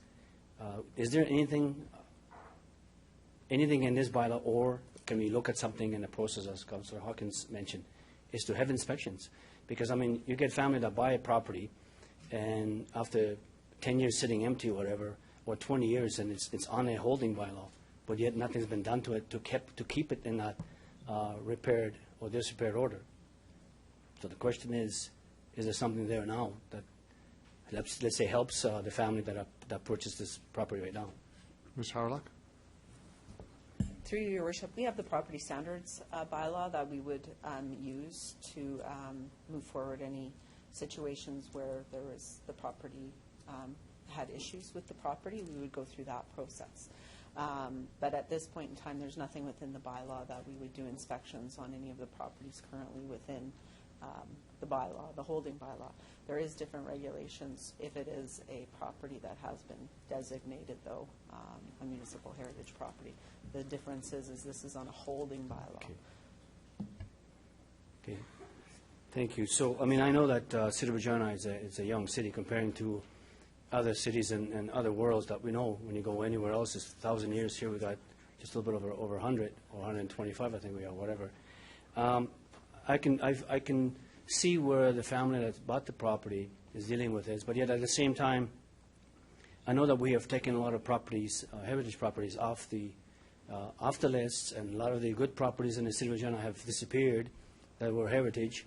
So I am going to vote for keeping this property on the list, because if we're going to go through the process, I know if we're going to say we're going to start the next one, I think we should start on this one. I know that there's been some money put into it, but we need to re-examine what is heritage.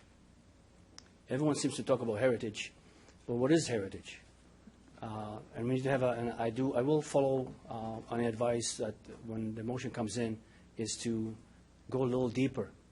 Because again, I have an issue with when property is on a holding, it's no different than any other house, but yet when you come to demolish it, audit, alter it, you have to go through a bunch of, jump through a bunch of hoops. But I am a proponent of heritage. I do believe in heritage. It's something that we need to preserve. And so as we're going forward, I'll go against, so I'll keep this property on the list. Thank you. Thank you, Councillor Fredera. Are there other speakers on the report before us? You want to close debate? Councillor Dowell? 3 minutes. Go ahead. Thanks. I'm going to begin where I began last time, is with some discomfort that I talk about the fact that a house may be demolished. It's really not my intent. My intent is about process. In fairness, the people that came before us have followed the process that's within our city and so on, and I think that merits some listening. There's nothing before you right now, other than your comments, to suggest that we need to look at these other properties. Nothing that you will decide today will affect those other properties, at least in my view. I struggle a little bit with being a big brother. Reason I believe the process is the way it is currently is because you get greater success when you work together as a community. You get greater success by having buy-in to those that are the owners and so on. And so that's why it's there for now. In the future, not really prepared to be the guy that's got the heavy hand. I think what we have to do is, you know those old words? Educate, involve, engage, and so on. That's where I'd like to see us go. But there's nothing before you now that will change those other 200-plus properties. So I am going to support the recommendation because it is fair. If there is a motion in the future, as I hope there is, that we look at how we deal with this situation that will affect all of them, that's different. Thanks. Thank you, Councillor O'Donnell. So we have a motion that is to remove the property listed on the holding bylaw. If members of council vote to support that, then it's the intention of Councillor Hawkins to introduce a motion at the next council meeting. Talk to the clerk, and if it is a view of council to vote against this recommendation, you can introduce your motion, Councillor Hawkins, tonight. Your Worship, I in fact can't introduce the motion tonight because the motion requires that notice be given both to the applicant and be published in the newspaper. Is that right? It also requires that the Municipal Heritage Committee be consulted prior to your introduction. Yes. Okay. And that's the law of Saskatchewan. I'd ask the solicitor's If I office. could assist, I believe the motion could be made tonight, and then the process would be started with the intention, the notice being done in the newspaper and all of that, and then MHAC could meet in between that time period. I don't think there's anything restricting that from being made tonight. Councillor Hawkins? First things first, we have the vote on the motion before us. So I'm going to call the question. All those in favor of the motion, that is to remove. Those against the motion.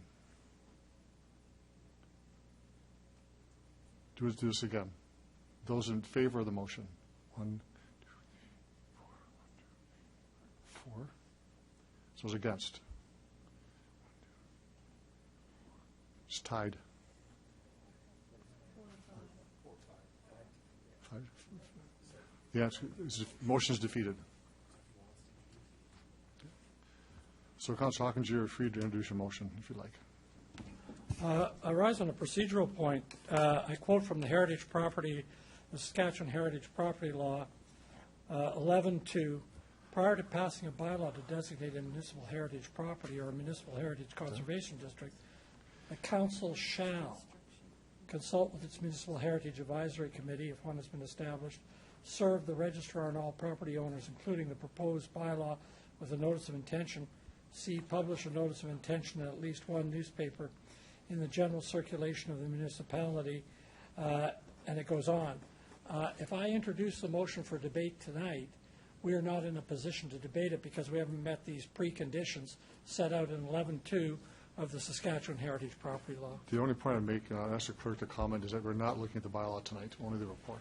So we haven't looked at the bylaw yet? Correct. We don't have the bylaw in front of us tonight. So that would come forward at a later date once we've met all these conditions. So MHAC would meet. We would do the notices in the paper. We would serve the notice on the property owner. We would do all of those things. And then once those had been done, it would be brought back forward with a proposed bylaw at that point. To the clerk, any other comments, Mr. Clerk? Thank you, Your Worship. We've had a lot of discussion about this today with the legal department, and Ms. Odling's interpretation is what I would interpret, that the motion tonight, should it be council's objective to start this process by seeking to designate this property as heritage, we have to jumpstart the process, and tonight would be the resolution, the motion here at council to do so. But the mechanical aspects of it to meet the specific requirements in the Act were, as Ms. Odling has articulated, would start then. But the mechanics of it is just to get the initiation of this tonight. At least that is our interpretation from both legal and my office. So I will have that ruling stand. Councillor, if you'd like to introduce it. I move that the council directs city administration to serve on the owner of the property at 13 Leopold Crescent a notice of intention that council will consider designation of the said property as a municipal heritage property within the meaning of the Heritage Property Act, Province of Saskatchewan, CH 2.2, and to take all other steps required to have the said property so designated. Seconder, please. I'll second that. Councillor Bryce, discussion on the motion. I'd ask council to, in the words of the clerk, kickstart this process before we can reach a final decision. However, it's clear from the Act, and I believe it was clear before, that we have to serve proper notice on all the affected parties, and that we have to consult with our Municipal Heritage Advisory Committee, and we have to meet the other conditions set out in the Saskatchewan Heritage Property Act before we can debate this motion. But I move the motion to get the thing going. Okay. Other comments on the motion? I'll call the question. All those in favor? Opposed? Motion is carried. Thank you very much, everyone. We'll now move on to our next delegation, Richard Jankowski, with respect to a discretionary use application at 160 McIntosh Street.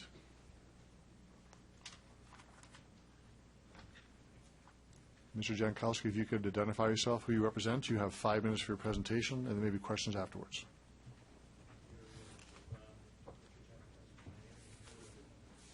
Turn your microphone on. There we go. Thank you. Richard Jankowski is my name. I'm representing the developer. I've got Dave Sachs with me, who's the executive director of the tenant that proposes to come into the building.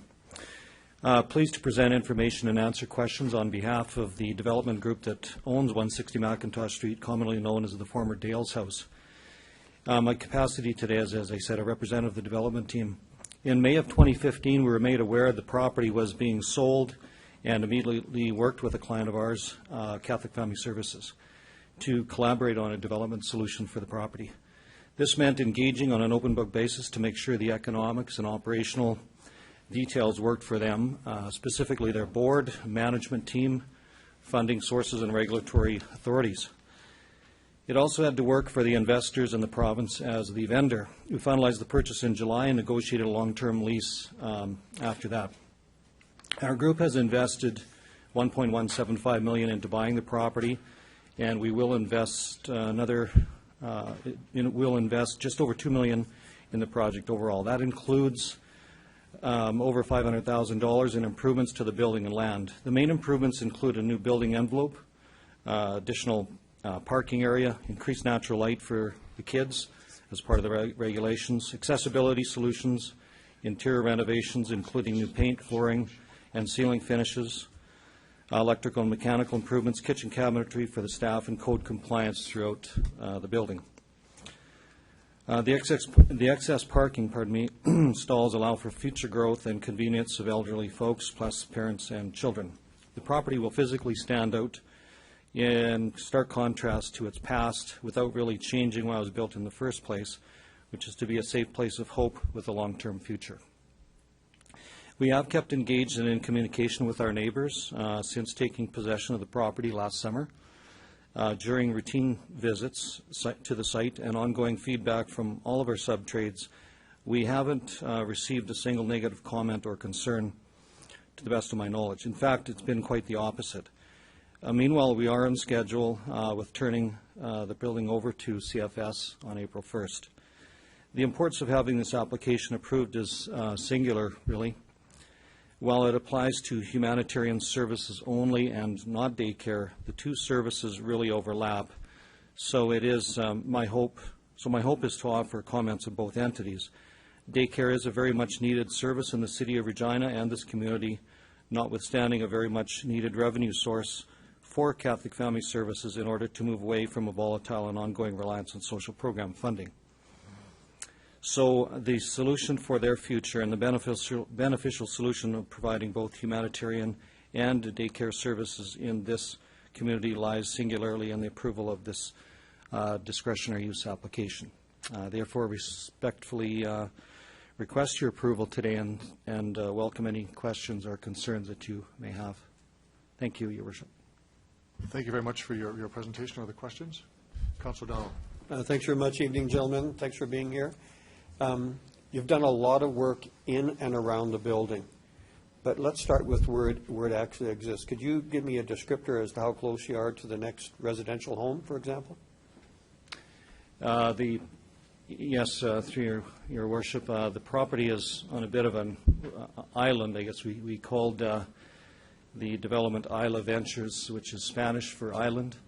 It sets itself apart from the residential area. If you have a chance to look at it on a satellite or Google Earth image, it's distinctly separate with the storm channel to the north, the park and green space to the west, and to the south and to the east. So there is a green space area across from our property just to the south that separates us from the residential community. Otherwise, the channel kind of flows to the south, southeast, and there's a bit of a wing of residential homes there. That's the separation. Thanks. So the reason for the question was you will have some come-and-go traffic, and ultimately with your increased parking and so on, would you suggest that you're really not going to interfere with any other lifestyle within the neighborhood? I would, yes, Your Worship. We see that as part of the benefit of the west end of having the parking pulled that way. There are requirements with the daycare about public transit and green space, which dictate a facility or an operation of this size. And so we studied that and deliberated through the province's regulator and with Catholic Family Services to make sure this site was ideal, and came to the conclusion that it was partly because of the non-impact to the community as far as public transit. I always like to work from the positive to the negative, but let's cover parking and cars first. You do have public transit very close by. Correct. Yeah. Other than the obvious daycare center, which will be very welcome, by the way, in our neighborhood, you will have some other services in there. Will that impact the neighborhood or a neighbor's welcome? Or, you know, is there a time or a place where the neighborhood may maybe drop in because? That's a service question, kind of. Yeah. Through your worship, Catholic Family Services offers a variety of programs for the community. It's open to everyone, so we provide counseling services, and definitely people walk in off the street and ask for help. We also offer a variety of parenting programs for people, so definitely families in the neighborhood could benefit from participating in the parenting programs. Several of our services are outreach services, so they actually don't take place in the building. They go into people's homes. And so, again, it's not that there's going to be an excessive increase of traffic because the service is there, because I'd say 40% of our service is actually conducted in people's homes. Good. Thanks for that clarity. May I be the first to welcome you to the neighborhood. Thank you. Thank you, Councillor O'Donnell. Councillor Young. Thank you, Your Worship. Thank you. Thank you for coming this evening. I'm just curious as to what you've heard from the neighbors in the area. What do they think about what you're planning to do there? Thank you, through you, Your Worship.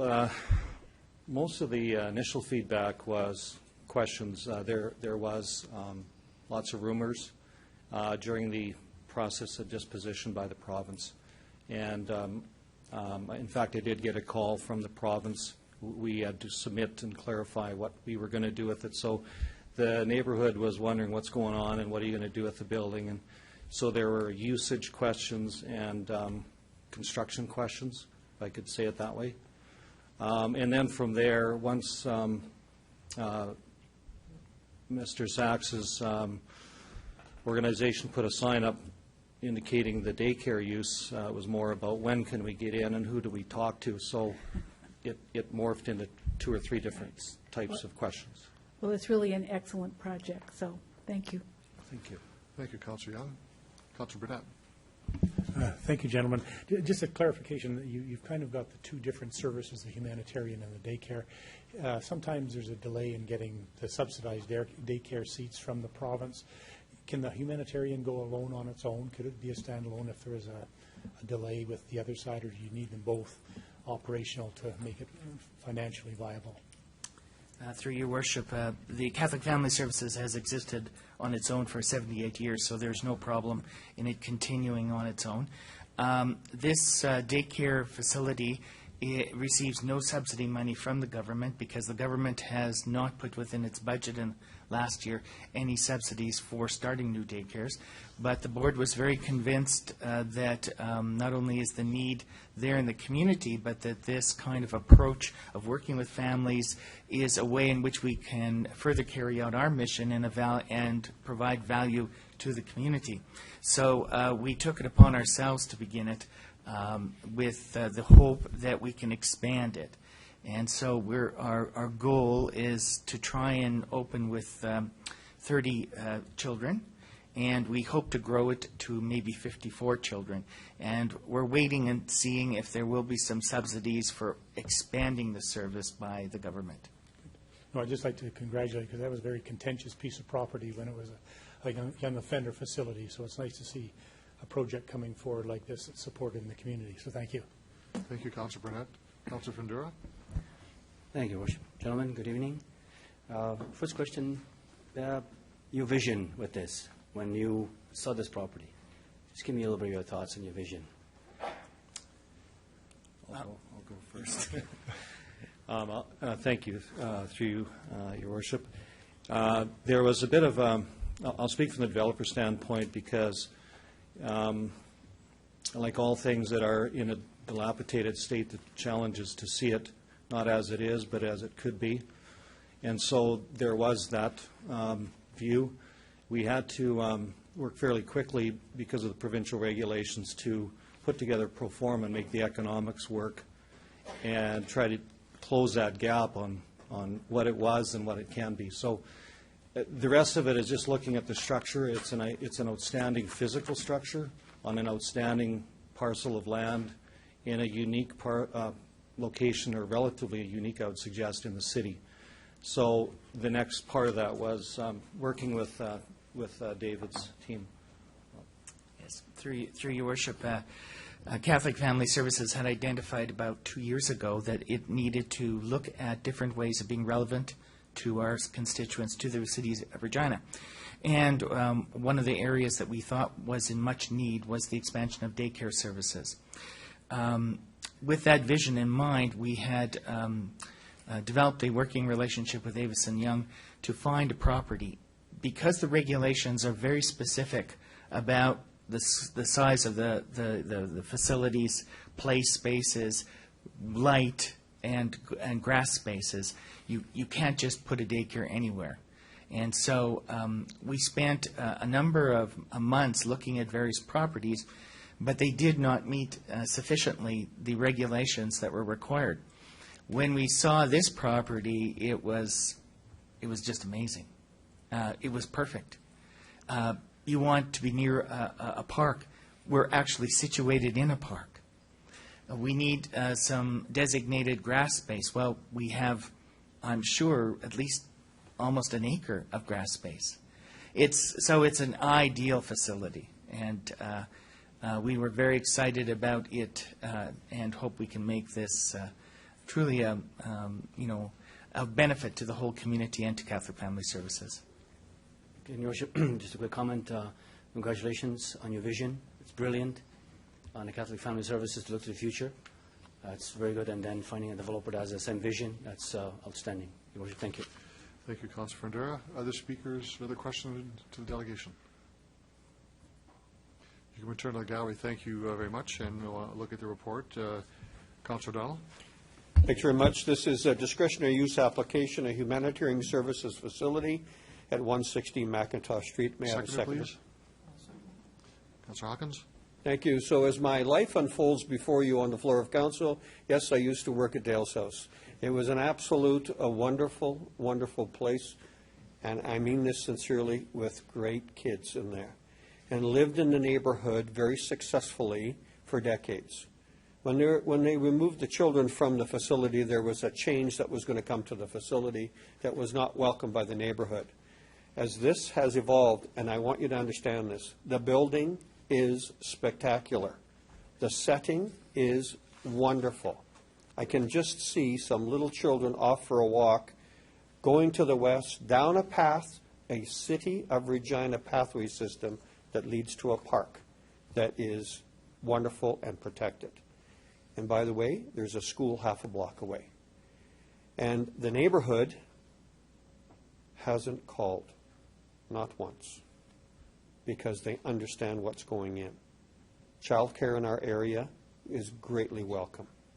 Having the services of a very high quality institution like Catholic Family Services is a dream. And what Richard will tell you, and he alluded to it, the building will never go away.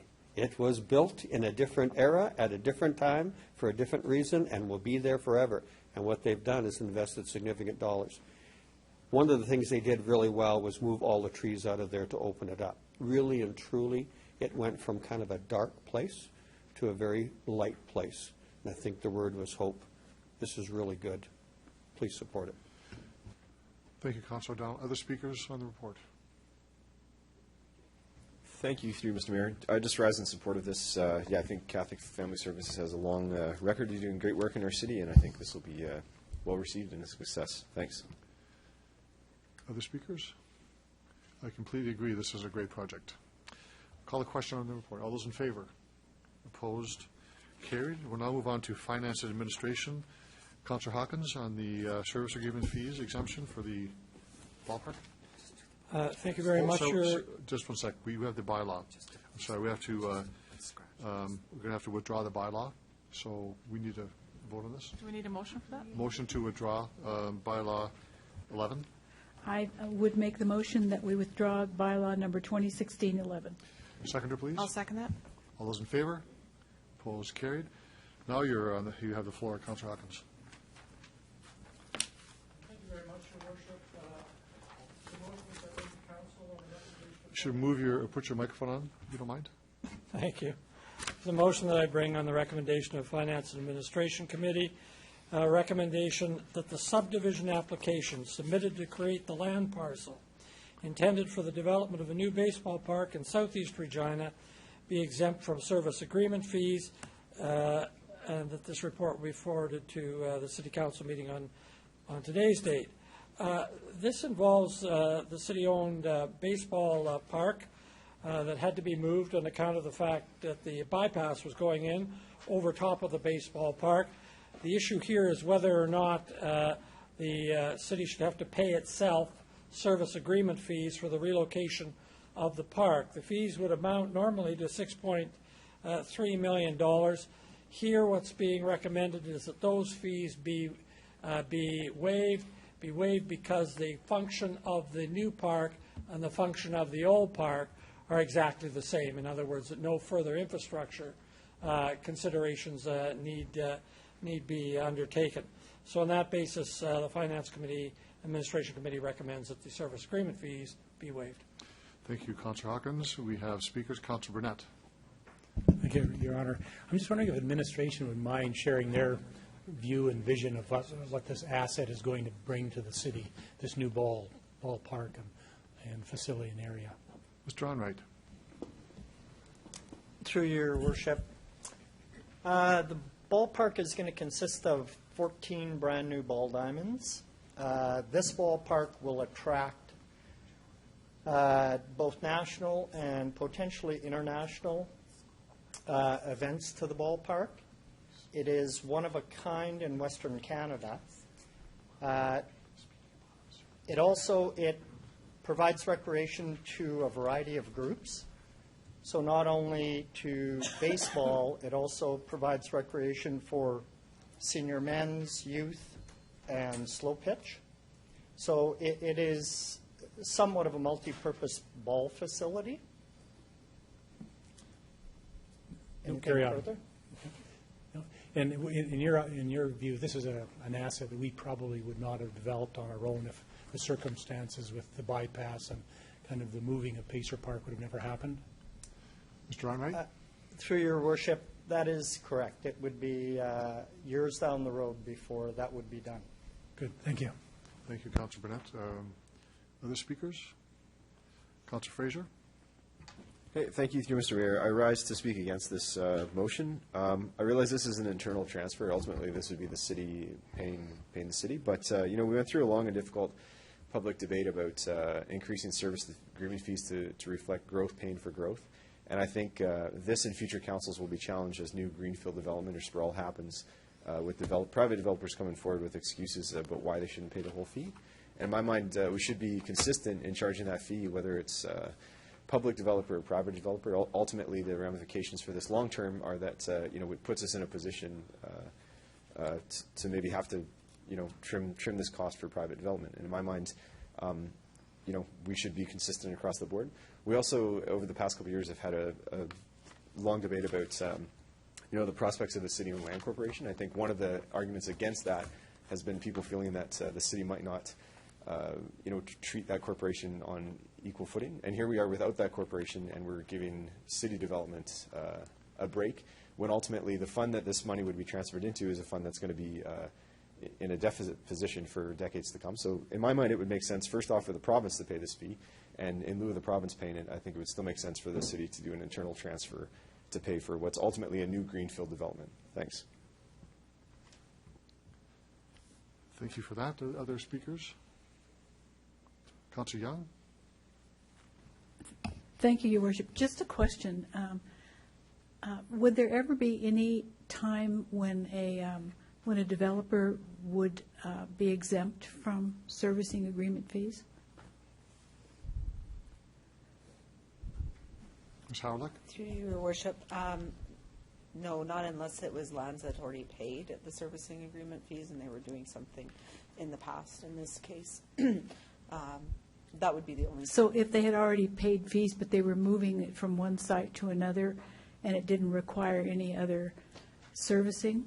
Well, in that case, no, we haven't done that. What I'm getting at is if there was servicing agreement fees paid in the past, they wouldn't have to pay them again with redevelopment Okay. That's what I'm getting at on this site. So no, in most cases, the developer pays for the new development. What would be the path of that money?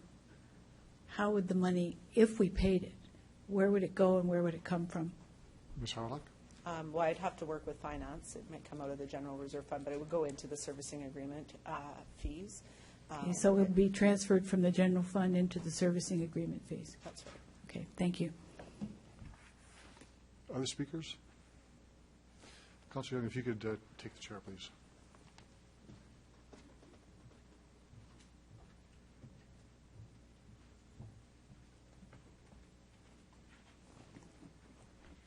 Your Worship. Thank you, Councillor Young. I rise in support of the motion before us, and I think we have some unique circumstances as outlined in the report. I think what's important here is that this project that we're faced with is not our doing. It's in reaction to the province putting a highway through Old Pacers Park, and the amount of infrastructure used in the new site is identical to the current site, which is now being plowed over for a highway. But there's no further demand for infrastructure in the area at all. This is a totally unique circumstance. And from my perspective, it doesn't have any bearing on infrastructure whatsoever. The report outlines that it is, for a way to put it, an internal transfer, which effectively is meaningless in one measure, but in another way, it actually ties us with respect to money coming out of our general revenue reserve, which could cause us problems in the future. So I'd ask that members of council support this. This is a unique circumstance. If there had been a greater concentration of infrastructure, pipes in the ground, et cetera, then I would say we have a different kind of conversation happening here.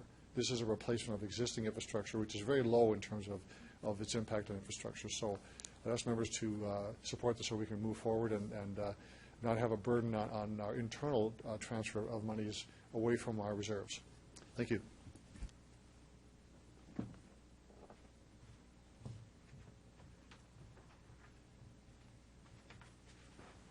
Other speakers? Councillor Hawkins, to close debate? Okay, I'll call the question. All those in favor? Those opposed? Motion is carried. We move on to a Planning Commission discretionary use application. Councillor O'Donnell. Thank you. The address is 410 Dudney Avenue, and it is a restaurant. May I have a seconder, please? Seconder, please. Okay, Councillor Murray. This is a new building. There's a number of pads within this building. A young lady that would like to open a very nutritious come-and-go place. There's very little seating in here. There's adequate parking on the place. We saw this as a real benefit for the area, but also for some of the other businesses and fitness workout places, et cetera, that are in the area. This was a notion of no discussion on planning. We are all in favor. Thanks. Discussion. Call the question. All those in favor? Opposed? That's carried. Information reports from Executive Committee and Mayor's report. Your Worship, I'm bringing forward IRI 6.1. The Executive Committee semi-annually takes a look at the private reports that have happened in Executive Committee, and we bring it forward because these have all been reported to City Council as outlined on Schedule 1. So I would move concurrence with the recommendation that this report be received and filed. Other comments on the Executive Committee report? All those in favor? Opposed? Carried. Councillor Young, could you take the chair, please?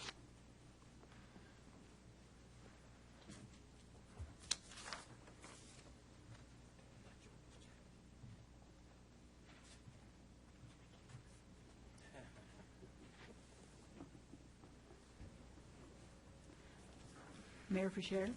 Thank you, Madam Deputy Mayor. If I could have a seconder for this report, it's on the FCM meetings with Big City Mayor's Caucus that took place earlier this month.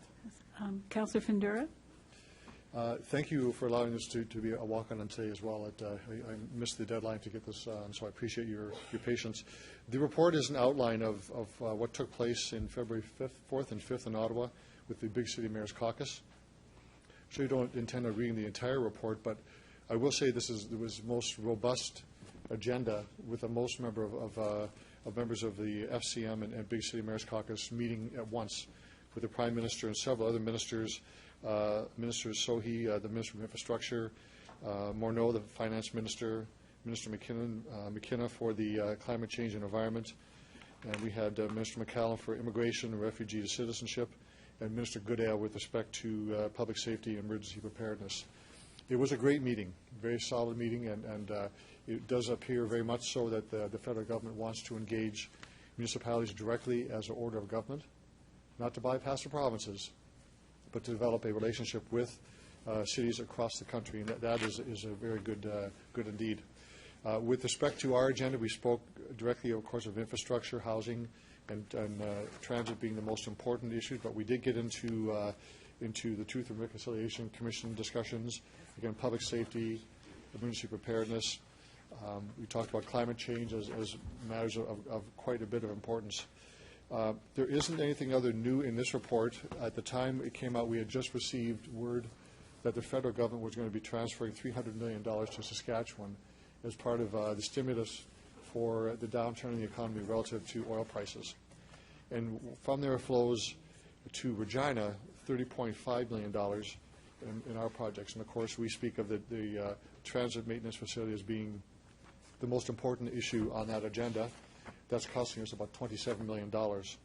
So the upshot, Madam Deputy Mayor, is that we had a very good meeting in Ottawa, a new relationship with the federal government, with the FCM and the Big City Mayor's Caucus, and we'll wait and see when we have those applications go through with respect to the $300 million. That is the old Build Canada Fund. Those applications were placed before the federal election. It's the intent of the federal government to move forward on those applications. I know the province has approved that in all of our applications, actually, we put under that fund. And I've spoken with Minister Goodale a few times about the timing of that application for the transit facility. No word yet, but we hope to hear from that very soon. I can answer any questions that members of council may have as well. Okay. Thank you. Are there any questions? Seeing none. Thank you, Mr. Mayor.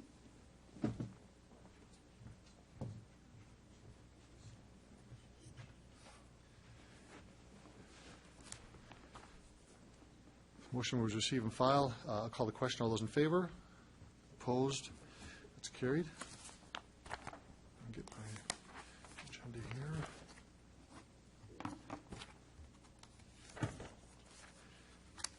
Councillor Young, I ask you once again if you could take the chair.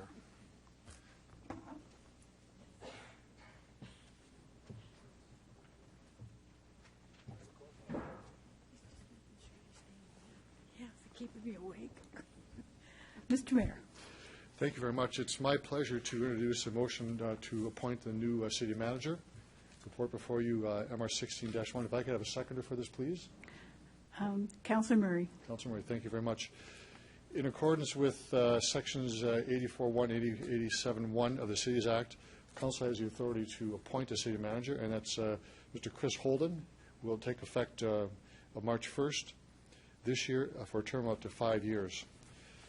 This is a result of an extensive search by a committee of council, and I want to thank Councillors Young, Bryce, Hawkins, and Fraser, and the administration for support going through the process. It's been several months. We did a nationwide search, and it came to be that the person that we wanted was with us all along. So we're very pleased. This was a unanimous agreement by our committee, and of course we had the public announcement of Mr. Holden a few weeks ago. But today is where we formally ratify his appointment, which takes effect tomorrow. I'm not going to go through the details of Mr. Holden's biography and work with the city, except to say he's been with the city his entire career.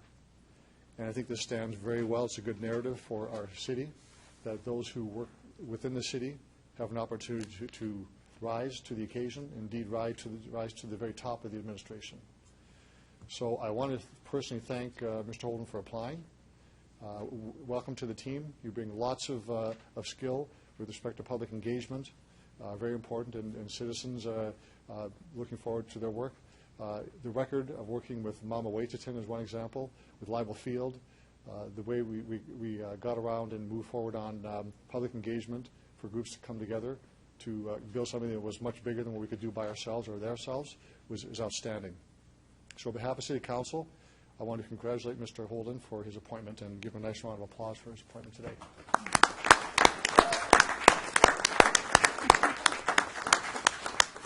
But there are other people to speak of tonight, too, and Mr. Archer has been standing as acting city manager for several months on the departure of Mr. Davies. Mr. Archer has done an outstanding job by any measure to not just hold the fort, but continue to move our city forward in so many ways. Not easy to do that. It's been a transition for a number of months, and now back to CFO as of tomorrow morning. So again, on behalf of Regina City Council and staff here, Mr. Archer, thank you very, very much for your contributions to move our city forward.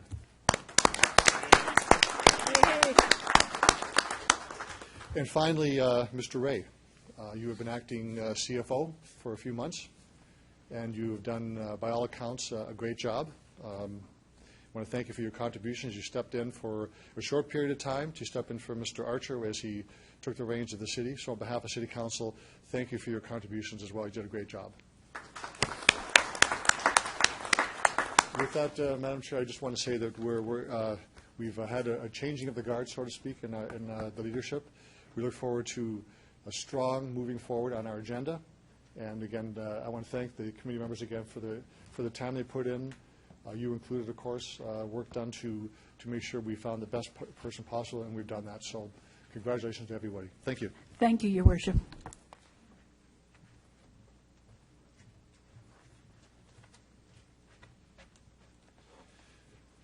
Is there anybody else who would like to speak to the motion? Call the question. All those in favor? Opposed? That's carried unanimously. Excellent. So we'll move on to Finance and Administration, a tax exemption at 176 180 East St. John Street. Councillor Hawkins. Thank you very much, Mr. Mayor. This is a recommendation from the Finance and Administration Committee, one that a 5-year 100% tax exemption be provided for the affordable rental properties at 176 and 180 St. John Street, commencing January 1, 2016, and that the city solicitor be directed to prepare the necessary bylaw exemption. This is fairly straightforward, Your Worship. Gabriel Housing, which is a non-profit housing provider that does excellent work in the city, applied for capital grants for two rental unit buildings at 176 and 180 St. John Street in the spring of 2014. Development permits were issued May 26, 2014. Final occupancy April 1, 2015. Gabriel Housing rents these out as affordable rental units. In December of 2015, Gabriel Housing required a tax exemption for the units. The two units were developed in an RIA zone. Under the policy in place at that time when the development was planned, the project would have been eligible for full tax exemption for both rental units. However, with subsequent changes which we passed to HIP, the Housing Incentive Program, the two-unit buildings in an R1 and RIA zone would only have been treated as a single detached home with secondary suite and subject for a partial tax exemption of 25% for 5 years for the secondary unit. So what this is a timing problem, really. And what the motion does is say that given the timing issue, it can only properly be resolved if we intend to give 100% tax exemption. And it was certainly the Finance and Administration Committee that we bring this motion to have the bylaw changed to, in this particular instances, because of a very unique timing situation, to provide the 100% tax exemption. Thank you, Councillor Hawkins. A seconder for that, please. Councillor Burnett. Discussions on the report. Call the question. All those in favor? Opposed? That's carried.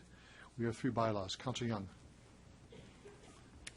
Your Worship, I move, seconded by Councillor Murray, that bylaws 2016-5, 8, and 10 be introduced and read a first time. All those in favor? Opposed? That's carried. I move, seconded by Councillor Hawkins, that bylaws number 2016-5, 8, and 10 be read a second time. Discussion or comments? All those in favor? Opposed? It's carried. I move, seconded by Councillor Findura, that council hereby consents to bylaws 2016-5, 8, and 10, going to third reading at this meeting. All those in favor? Opposed? That's carried unanimously.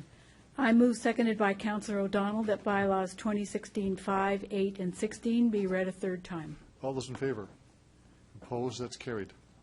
Motion to adjourn. Councillor Hawkins, seconder. Councillor Murray, all those in favor? Opposed? Carried. Have a good evening, everyone. Thank you very much.